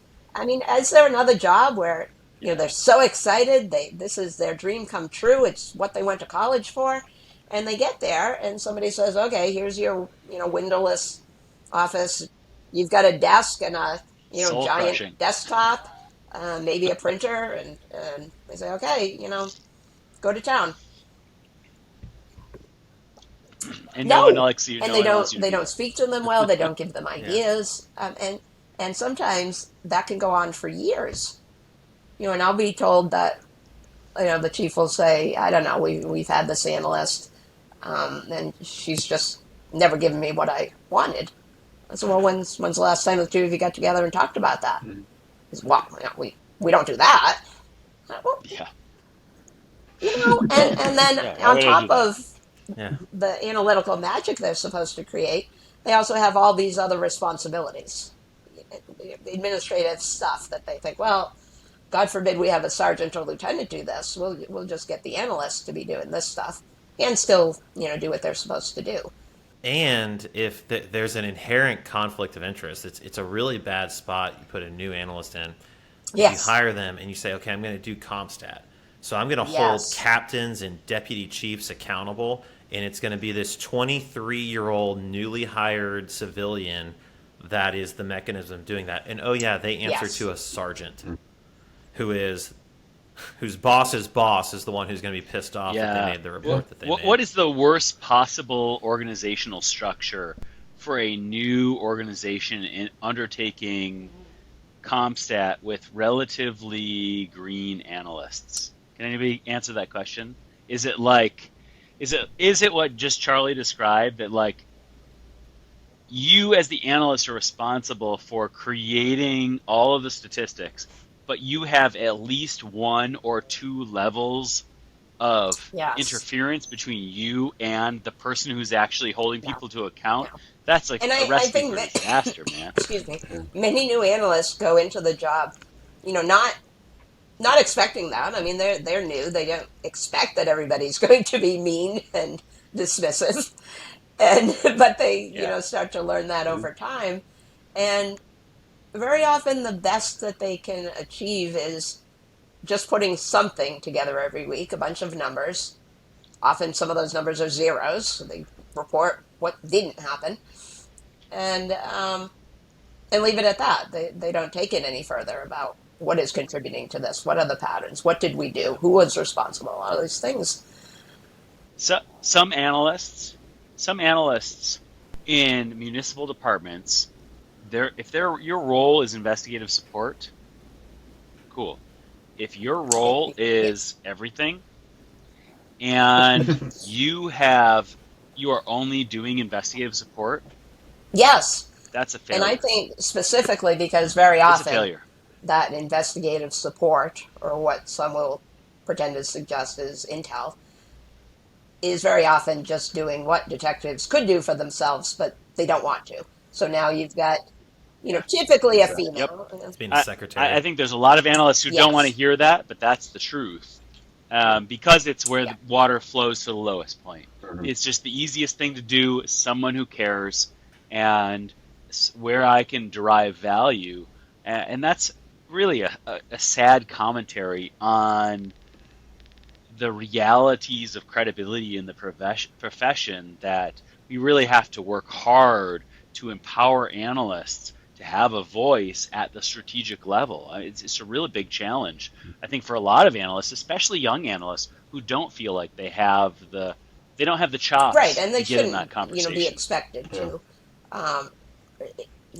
If they don't recognize it early on, they they soon will, that it's a paramilitary rank structured environment.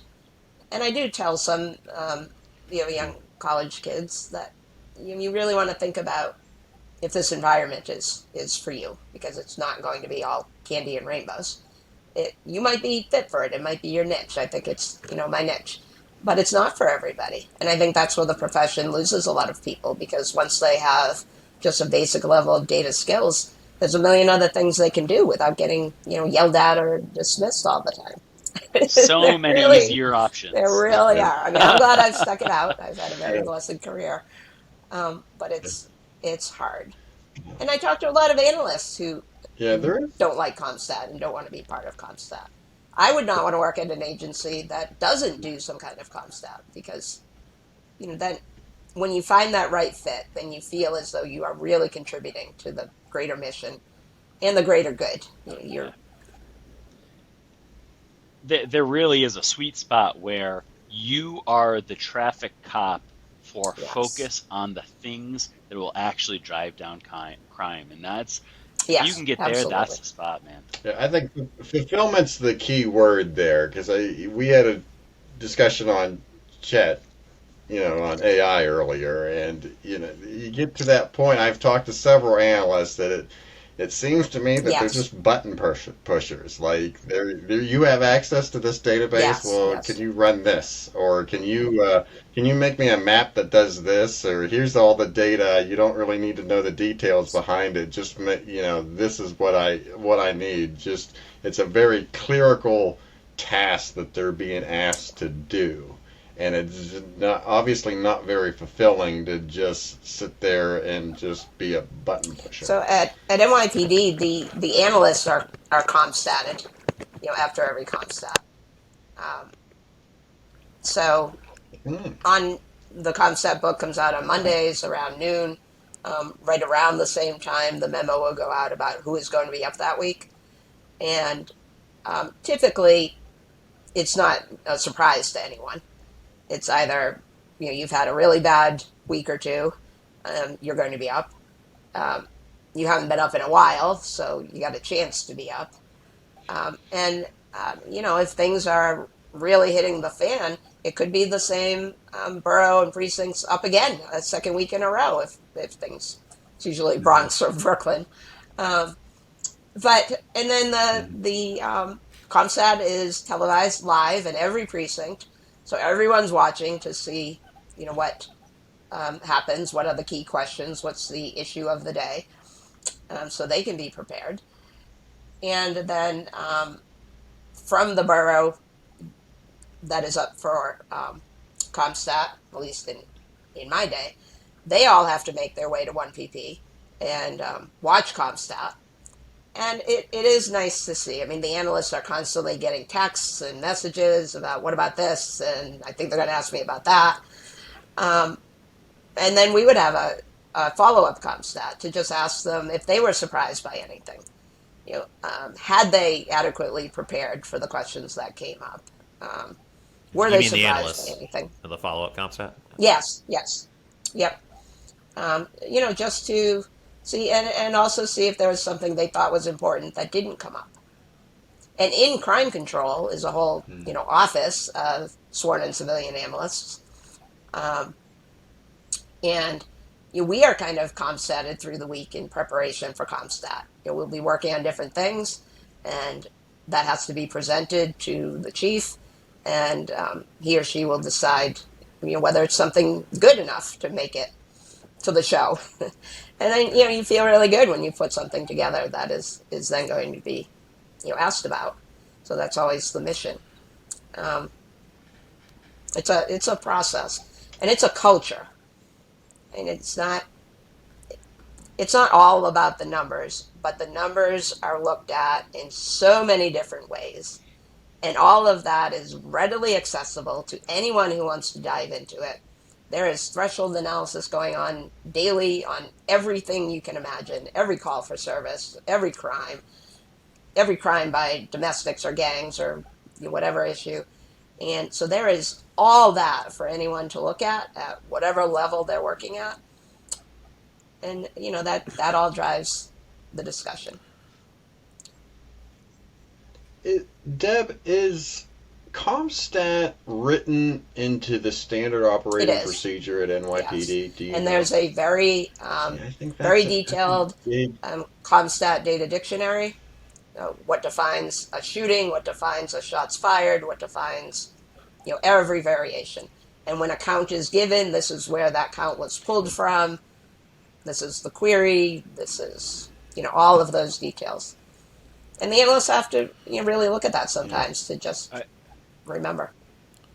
that that's a great point, Jason. I think so. An analyst puts out a bulletin, right? And the detectives agree upon it. What does a lieutenant who is responsible for that area do about that? And what are the expectations associated with him from a crime control perspective about him or her, about what they're supposed to do? How will they be evaluated upon response to that particular problem is fundamentally an Yes. internal training function. And a lot of organizations do not have any notion of capability around evaluating from a promotional perspective and a training perspective. What are the expectations for what that person is going to do with that bulletin once they get it? And that is, to me, one of the places where structurally there's a major kind of fall down point in policing is, and I think that Rachel and Roberto Yes. Santos have really done a really good Yep. job with the stratified policing model in articulating this, is that there are different levels of problems that are associated with different levels of rank, but we don't really have a training structure that facilitates a notion of what is my responsibility for this thing at this rank. And if you don't have that, it's hard to expect, like, even CompStat without being in the general orders is Yes. an informal process. And so it falls apart when your champions are gone. Mm. And the only way that you perpetuate that is ensuring that the expectations for a person in a role persist inside the actual general orders themselves and in the training processes. If you don't have that, it all falls apart the minute the one champion who really cared about it and And I understood wish it those goes were the away. elements that would, Yeah. get out to the greater world rather than, visions of the wire and it's just numbers and those things. Um, because, and, Rachel has done a really great job with stratified policing. I think that's the first, widely shared, expressed model that really addresses what were talking about. At NYPD, at the most basic level is awareness. I mean, what you can't have is a question thrown out there like, let's talk about pattern 1, 2, 3, 4, and they stand there Ignorance. saying, yeah, I don't know what that is, chief. Um, so I think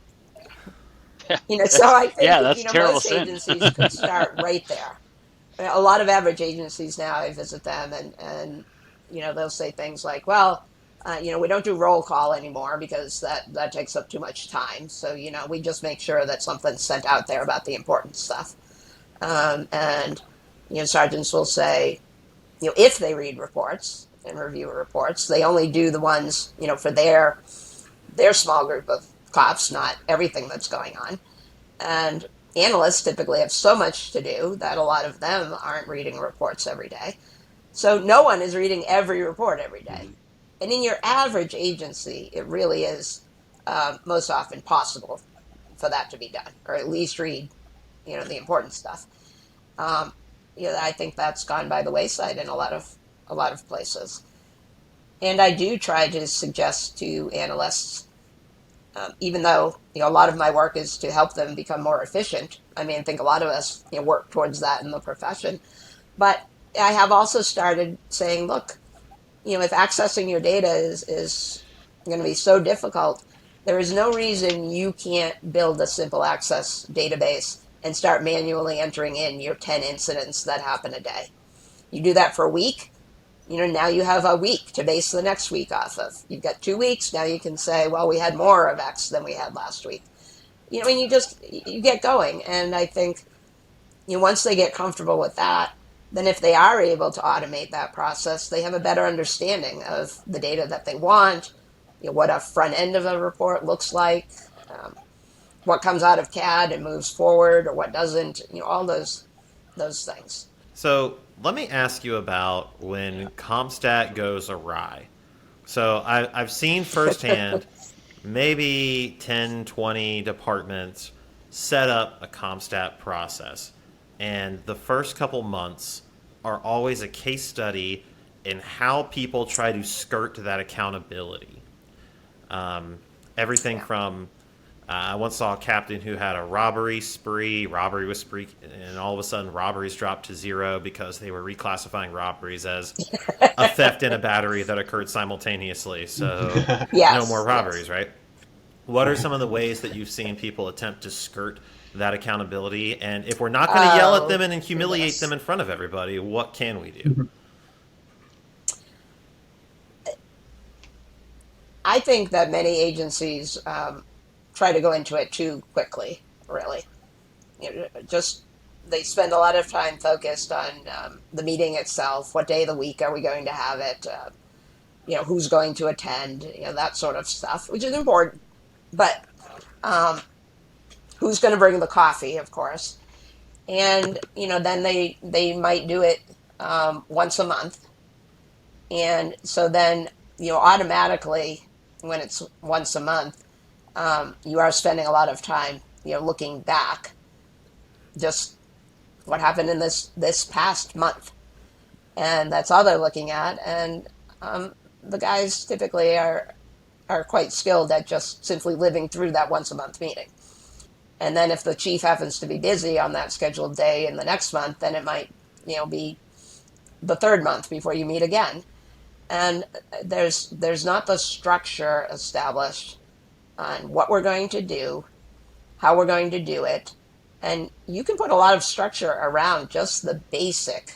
Let's look at our traditional 7 Part 1 crimes, if that works for your agency, or, adjust that a little bit. But look at a small group of important things and start talking about them. And however your agency or your jurisdiction is structured, if you have beats or zones or precincts or whatever you have, find a way to engage everyone, not just a couple people out of the crowd, and start having some discussions about just what do we have going on here, and work forward that way. I think that the very strict structure of NYPD's CompStat really saves people from getting in trouble and supports the whole process now for 30 years, because everyone knows what to expect. Nothing out of the ordinary happens. If it does, then that's something really crazy. It doesn't. Things happen at the last minute where someone really important might be coming in, or something. But everyone is told what's going to be discussed, and if there's a shooting in between Monday and Thursday, obviously that's fair game. But otherwise, they know the cases. They should have a sense why about those cases. They have that time to prepare, and frankly,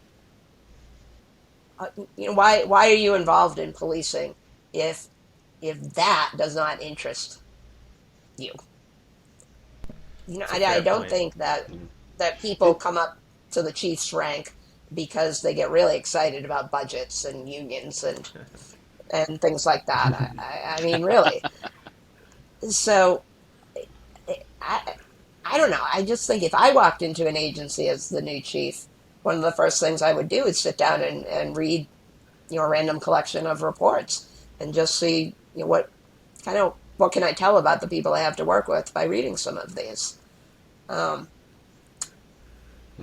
And it bothers me that crime is suggested to be such an important issue in this country, and yet the industry itself is I don't know, too shy or too something to subservient to the rote. We have to get our response time activity down. Of calls course. for service. That's what's important. Yes.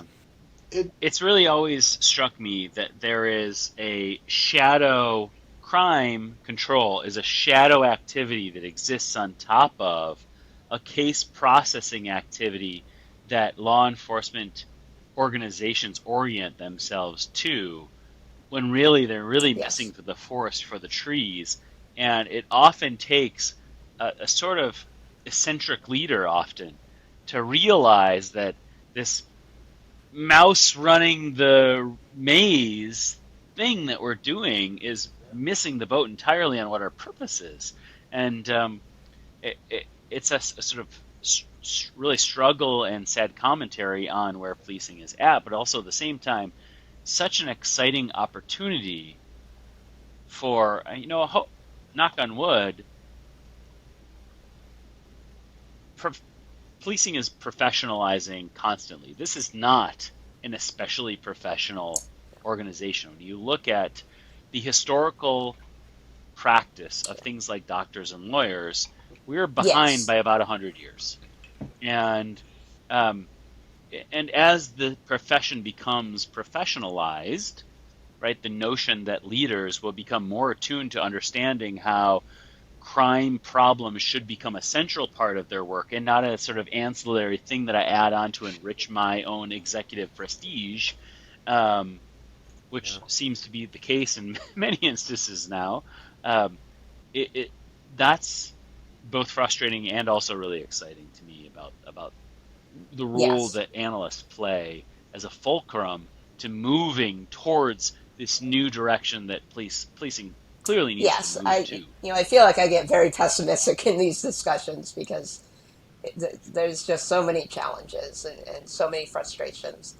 And I firmly believe that our cops, our people who are running towards the danger, have been plagued by systemic failures that have not supported them in the way that we should be supporting them. Um, I believe that strongly, even as some cops don't agree and don't see it. But by systemic, I mean the agency, the structure, the resources, the training, is not there. At the same time, there are very, very smart people in this profession. I've been, very blessed in my career to have been around a lot of them. Um, had been able to ask questions and be the fly on the wall and learn and um, just been to all of the largest agencies and watched their COMSTATs and all of that. And I do like to believe, like you said, Chris, that professionalism is happening slowly and not everywhere, but it's happening. It's moving. Um, I wonder why some of our um, toughest areas and departments facing some of the greatest challenges continue. I It's beyond policing. It's not all about policing, but I wonder how much of all these frustrations that we're talking about have to do with a fundamental belief or a lack of belief that we can actually reduce crime. Because if you look at all of those really violent areas or all of those systemically problematic areas, those police chiefs will gladly go in front of their city council and say crime is going up, caseloads are going up, we need more money for more cops. Every single police department in the country doesn't have enough cops right now. But there's two sides of that equation. You can put more cops out there to answer more calls for service and write more reports and arrest more bad guys, or you can attempt to reduce the crime. And it seems so overwhelmingly popular to want to go put more cops out there than it is to actually buy into this idea that something like CompStat can reduce crime. So I want to wrap this conversation up on a positive note. I'll ask all of you guys. We'll go around the table.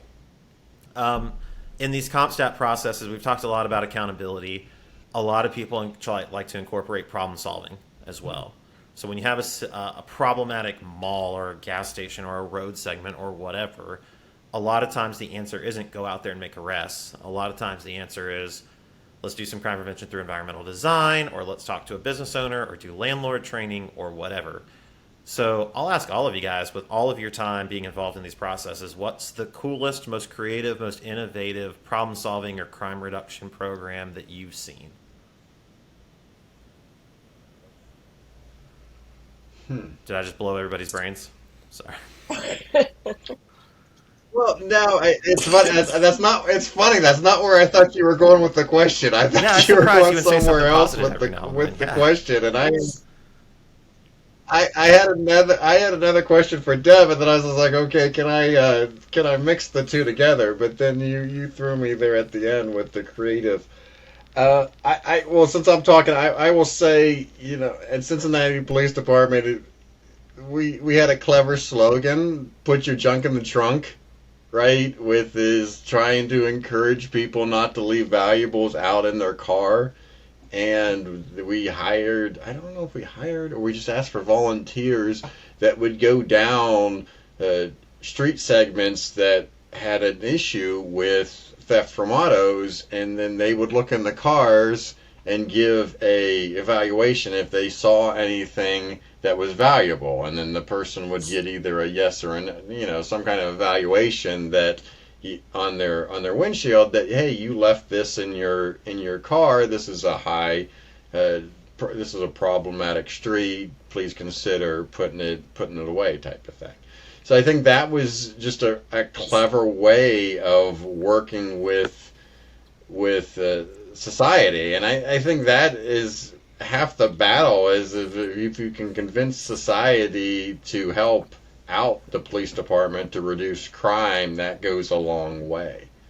I was going to say something very similar to what Jason just said. When I was at NYPD under Commissioner Bratton, we moved towards a neighborhood policing model. And that was 2016, 16 and 17, I think. An awful lot of resources were put into being sure that every precinct could maintain sector integrity. So, no cops were called off of their beats. There were enough to maintain that. And also response cars to allow officers to go do some sort of problem solving, community policing, whatever they thought had to be done, and gather with citizens to do that. And they also would have, after a couple weeks in the academy, the recruits would come out, they'd get their assignments then, visit their precincts, get a locker, learn where to park, have a sense of things, then go back to the academy and talk about what they saw, what they experienced. They would also meet with community leaders, go around and spend time in businesses and stores and churches and schools and, introduce themselves, and then go back to the academy again for a few weeks and talk about what they experienced. And the whole combination together, it really just changed the nature of interactions there. It was a major endeavor. It took a lot. And they didn't really fuss around too long to be very scientific about the new sectors and new designs. They just asked the commander, how do you want to divide up your precinct? They took, old sectors and just said, draw lines, here they are. So it was a little odd in terms of mapping, but it worked. And I think sometimes agencies are reluctant to, really look at some of those things. What internally can we do better to just support everyone out there? Actually, I'm going to be a little bit more prescriptive. okay. I think the number one impediment to proactive policing is Yes. wasteful time calls. And so if you want to be a police chief that emphasizes the things that Deb has just talked about, the things that Jason has just talked about, you have to sacrifice, because these calls keep coming in. So you have to say, no, we aren't going to respond to the first call for shoplifting at Walmart. You need to come up with a process to handle your shoplifters internally that we can deal with that volume, because invariably every single number one location for calls for service in a jurisdiction Walmart. that is not New York City or Los Angeles is a Walmart or the hospital, Yes. which is just a reporting phenomenon. Don't get me going on that. It's the Walmart. And so you have to, just because the Walmart expects police response doesn't mean you're obligated to police response. The other number one thing that you have to get real serious about is false Yep. alarm calls. You have to reduce waste. And false alarm calls and shoplifting calls are among the most wasteful uses of police time that exist. You have to trim the fat for what you expect your officers to spend time on. And that is hard. And there's some community conversations that Yes. have to happen there.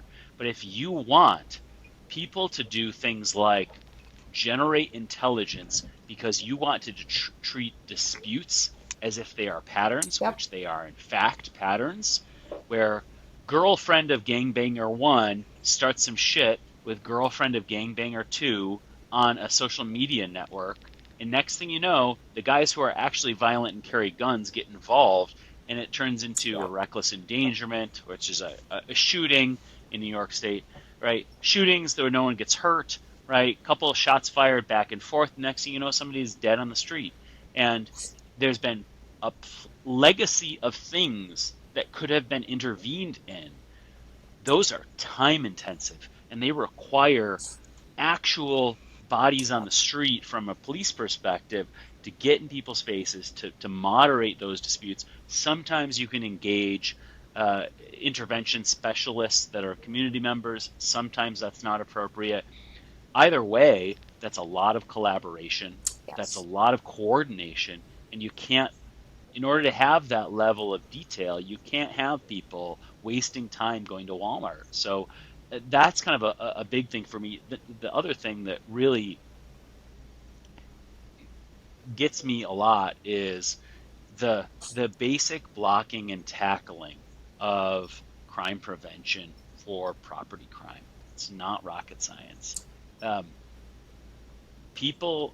Agencies are afraid of telling citizens that there's a burglary problem in their community, and so they don't want to go to their door and leave a door hanger that says, there has been some burglaries in your community. Here are some tips that you can take to prevent your house from being burglarized, or we're having a spree of car break-ins in your community. They're so afraid of the perception of their inability to control that problem that they're not willing to tell people to take action to protect themselves.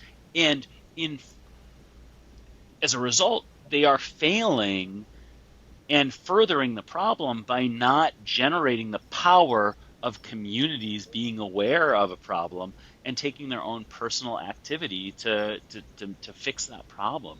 And so you have to have some real humbleness as an executive to say, we are having challenges in this area. The best thing that we can do is communicate and share with people, as opposed to pretending like it's not happening and hoping that if we just put a uniform vehicle in and around this neighborhood that these people are going to stop. Well, you can't be everywhere all the time, and you do need the community to be aware. And that's the best possible way that you can prevent crimes, enabling people to take care of themselves. And I think through it that comes back to communication. what we've been discussing for this past hour. Sadly, I think that a majority of agencies simply don't always know that that's going on. Yeah. They just don't know. Their data sucks. They're not reading stuff. They're not prepared. If I hear one more story about how we're stuck going out to this road where we know no one speeds because old lady Smith called and she thinks everyone is speeding. Like, well, you have nothing you can tell her, no examples, no information. Did you look up her street? Did you see if anything's been done out there? And they don't have those answers prepared. And then I think it also comes back to them being the first chief that is going to say, guess what, guys? In between your calls, you're going to go around here and talk to people and go up to the door and maybe leave a flyer or whatever that preventative effort is going to be. Or show If they've never done that before, it's hard to. or show the old lady Make it how to happen. file a petition to put in a speed bump. Yeah, that too. Sure. Yep. So, Deb, you mentioned something that actually was going to be my final question for you. Is it seems like the COMPSTAT process is for the executives. right? You talked about if the chief is busy and you get out of it. Like that's like yes, that's like a fist bump of success. We Substitute don't have teacher, to sort of. do it. It's not something that people want to Yeah. do, right? It's they're doing it because they have to. Their teacher told them to. And so, is in the future, is there like a more collaborative model that you could think of? And maybe you hit the nail on the head when you talked about changing it to more of a problem-solving venture, to where the captains can then bring their ideas to the table, and it's not so much reactionary as it is planning and trying to at least solve some problems. But to get it, I guess my question is like, do you envision maybe a more collaborative model in the future as opposed to just doing it because the chief wants it? Yeah, I don't want to say never. I mean, I hope that Hmm. those collaborative efforts are going on, prior to COMPSTAT, so they're doing whatever they think might help them to get things moving in the proper direction. I do think that there are some realities to analysis-driven agencies. We're dealing with predominantly still young men out there, trying to do whatever it is that we've told them to go do. And I still think that there needs to be some structure to that process, and there has to be some level of accountability to what they are doing. It can't all be self-reporting anecdotes of what you've done out there, trying to be nice and friendly and engage. I think that there is room for that sort of problem solving. There has to be. I mean, otherwise, like Dr. Kelling would say, every incident has a history, and it's going to have a future too if you don't, deal with it. And so we need to be expecting our people to get at that. But just where things are today, I don't think there is enough awareness really of the intricacies of what's going out there, what is driving the issues, and then get into some real, problem solving about that. And that real problem solving is, if done correctly, is going to take some time. You've got to really get the right minds together. You got to think, you got to try some things, you got to evaluate how you've done, and you know, do the problem solving. And I think even some of the best agencies that have tried to move in that direction, it just inevitably, to my perspective, becomes a softer, gentler CompStat, where they just want to have some discussions and respect everybody's thoughts and all of those sorts of things. To your point about it taking time, so I got to work with the Place-Based Investigation of Violent Offender Territory Pivot Unit in Cincinnati, which I think is a really great framework for problem solving. But that involves Very looking much, at a yes. chronically violent area. And the first part of that process is often they'll put cameras up and they will just watch, sometimes for months. And they'll record behaviors. They'll look at when a drug deal goes down, where do people park? And then when they walk up? And it's like, okay, well, maybe we need to get rid of those parking spots. Or maybe we need to do landlord education. Or maybe we need to work with the business owner. But that is months of not doing anything. And that is so contrary to police work, because you stop a car in 10 minutes, you know if that car has drugs in it or not. You go to a domestic violence call, in 10 minutes, you know if you're going to put hands on somebody or not. It's so, like, police work by nature is so all about instant gratification. The times when it's like, well, we did an investigation for years Yes. and then we arrested BTK, like, those are so rare. So to get a police department to say, we're going to study this for 3 or 4 months, and then we're going to put things in place like landlord education, that is tough. It's not. Some of these landlords are not great people to deal with, and Yeah. it takes a while to see the impacts of it. Like, that's so against the DNA of every single police officer out there. It's hard. It's hard to get buy-in for something like that. Yeah. Well, and being able to have a frank but non-confrontational discussion about whether the strategies that you chose Yes. were actually effective is also sort of fundamentally opposed to that paramilitary cover your ass structure that is inherent to policing, right? We can't have what worked, what didn't conversations in a strategy, because if something didn't work, then that makes you look bad and so you've done something wrong. And that, I think, is, I think to Deb's point, there's a path around problem identification that's challenging for us. But then there's also secondarily this challenge around being able to have productive learning conversations from the things that we did, and not only did they work or did they not work from an empirical perspective, but were they implemented as we intended? And what can we learn from that? Because we don't often want to have those conversations in policing. And it's scary that we did something, but then it turns out that our subordinates didn't implement it the way that we expected, because that's a negative reflection upon us.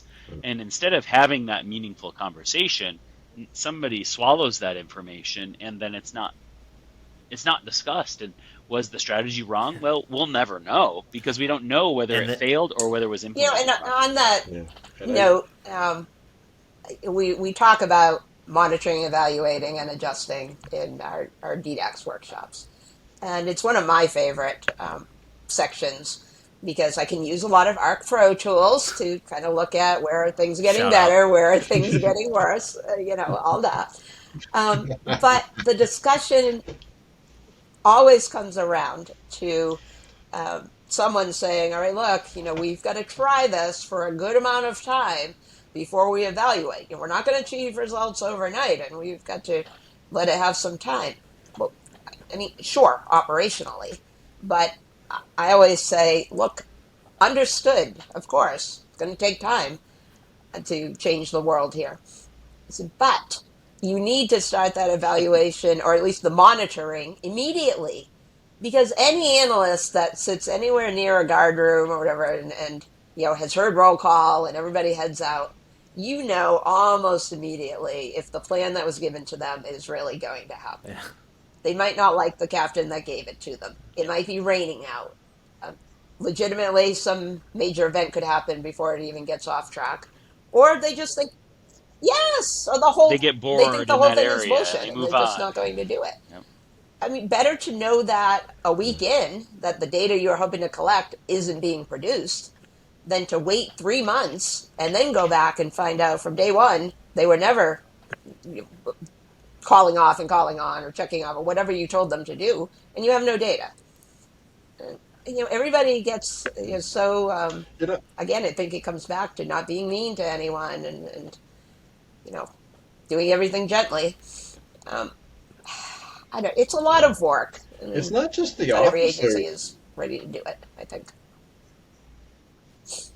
It's not just the officers that want the instant gratification. It's the public. There's right. an extent to that. You should imagine, the reaction of that is like, okay, we're studying this. It's gonna take 6 months to a year to figure this out, and there's going to be people that don't like that answer. They want that instant gratification of like, okay, we're complaining, we want something done now. And I think we are also critical of our own industry, I think. But the things that I think the public should get excited about, things like perhaps thousands upon thousands of sexual assaults being dismissed, various things that agencies here are dealing with. I mean, how does nobody internally notice these things? It's flabbergasting to me. But I do think in this country we have the people who never need police service, and we have people who desperately need police service. And finding that and dealing with it and dealing with those judgments, I guess, as they come. So Deb, you said something that's interesting. So I have a blog post, actually. I'm about to start a blog. There's an announcement, public announcement plug for it. But my first one I'm calling outcome-oriented policing, because we have all these buzzwords. It's like, I like it. Sure. Community-oriented policing and intelligence-led policing. You mentioned that there's an evaluation part of this. And one of my constant frustrations, answering that question, did it work? Well, what does it mean for it to work? it's Yes. rarely ever the answer that crime rates went down. It's almost always, if you look in the mainstream, if you Google it, you can find a million pictures of police chiefs after they do these like special operations, and they've got the big table with all the bricks of cocaine and guns that they seized, and they've got the pictures of all the guys they arrested, and the ATF is there, and yeah, and they're like, look at all this stuff that we did, and everyone just eats that up. But no one in those conversations answers the question, did crime go down? Yes or no? Yes. So what does that evaluation piece look like inside NYPD or the other places that you've been? Um, Did I hit a yeah. soft spot? I'm sorry. No. I do think there are very smart, PhDs at NYPD that are working on that evaluation process endlessly and constantly. And I don't know that you ever come to a point where, like you said, um, we found that magic technique that is going to change everything and move us forward. I think the basics remain constant of, enough personnel and enough resources and enough time to put some focus towards some of the things we brought up. But I think, as Chris said, I think, the goal must always be fewer victims. That's one of Chief Bratton's mantras, is that needs to always be our goal. Fewer victims, fewer victims, fewer victims. And we need to work towards that. That doesn't always mean, more arrests. It means a real focus on suppressing crime to the greatest extent that we can and within the law, obviously. Um, and I think we need to, be thinking about that. Excuse me. And always be conscious of any unintended harm that may come out of some new idea. I mean, the other thing about NYPD's obsession with patterns is Crush it, Jason. we analyzed how we responded to patterns. What precincts took a long time to respond to a pattern? Why weren't patterns closed sooner? Why are some precincts better than other precincts? What kinds of patterns get closed sooner than other patterns? That is a level of introspection that I, and certainly this podcast, should Yeah. aspire to. What could we do better? A lot of simple things in my own life that I could fix. That is a ton of Yeah. assessment. Is that what you've got your team of PhDs doing all day, every day? Well, there's a lot of that is done in Python and other coding, and so there is a whole team of people building those things. Um, I love my coders because we did a really cool thing with mailbox phishing, huge issue across New York City, but really hard to parse those incidents out of the greater data set because we didn't want people fishing off the bridge, or someone stole some fish, or we want mailbox phishing. And so they wrote some code for that. And I mean, just overnight, it changed. We could really see, where we were having those hot spots, and work with the Postal Service to address those issues, put in the better mailboxes that prevent the phishing. You know, we're only limited by our imaginations. I mean, all of us and every agency, but I think so many average agencies don't get out that much. And these aren't the things shared at the highest levels, at IACP, or a little bit more at PERF. Um, but and they don't know what they don't know. They know they should have an analyst. They don't know what to do with them. There's a very cool tool that Jerry Ratcliffe and Andy Wheeler built called the Weighted Displacement Yes. Difference Calculator. We've implemented it in ArcGIS Pro, but it's available just in an Excel spreadsheet. For many analysts, evaluation is not going to be their forte. Advanced statistics is not something that they're going to be familiar with. This is a way in which you can, for a particular area that had a kind of geographic component to where the treatment was, If you can find a comparable control area, you can use this thing.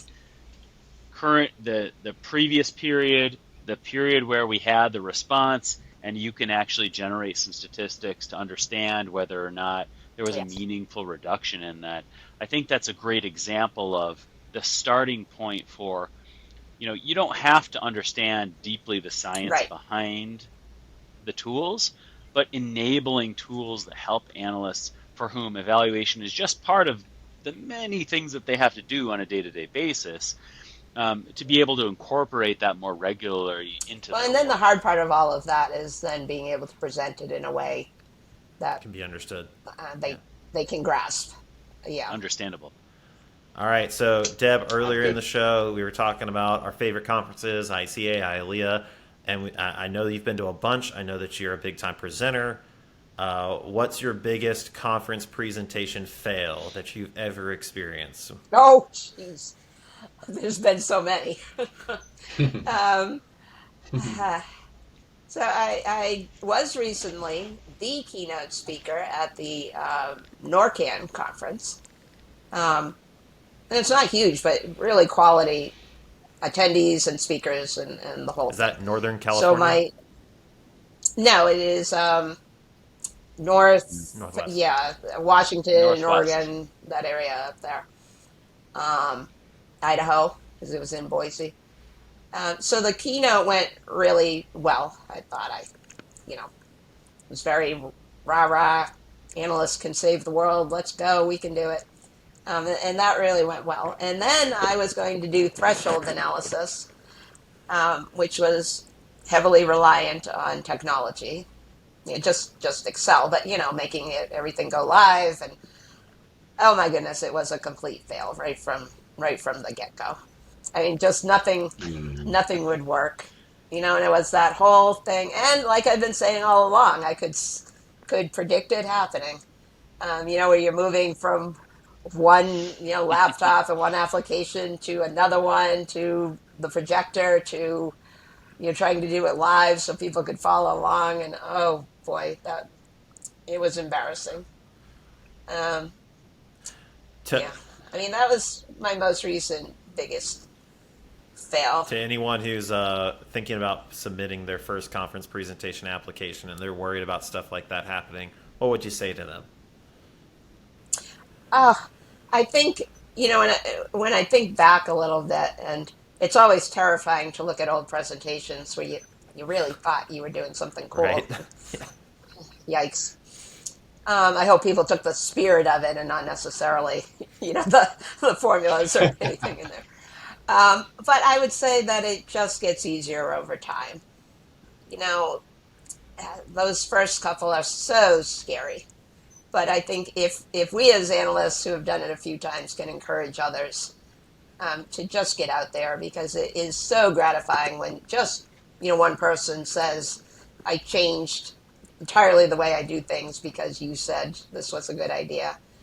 And now I'm at the point where I don't expect everyone to go well. There's going to be some failures in there, and after we're all there, after a while, you just kind of take it in stride and be like, "I'm sorry, everyone."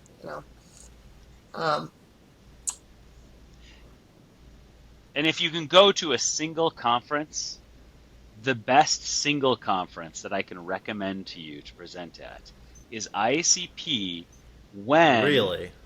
it is in Orlando. Really? And the reason why is that when IACP is in Orlando, they buy out a night for the Chiefs night Yes. out Oh, at shit. one of the Universal Studios parks, and it is one of the best professional things that I've ever experienced. The entire park is open. You can ride any ride immediately. They have drink and food stations. It is the most fun 4 hours you will spend in a professional environment. So I highly recommend it. 2026, IACP is coming back to Orlando.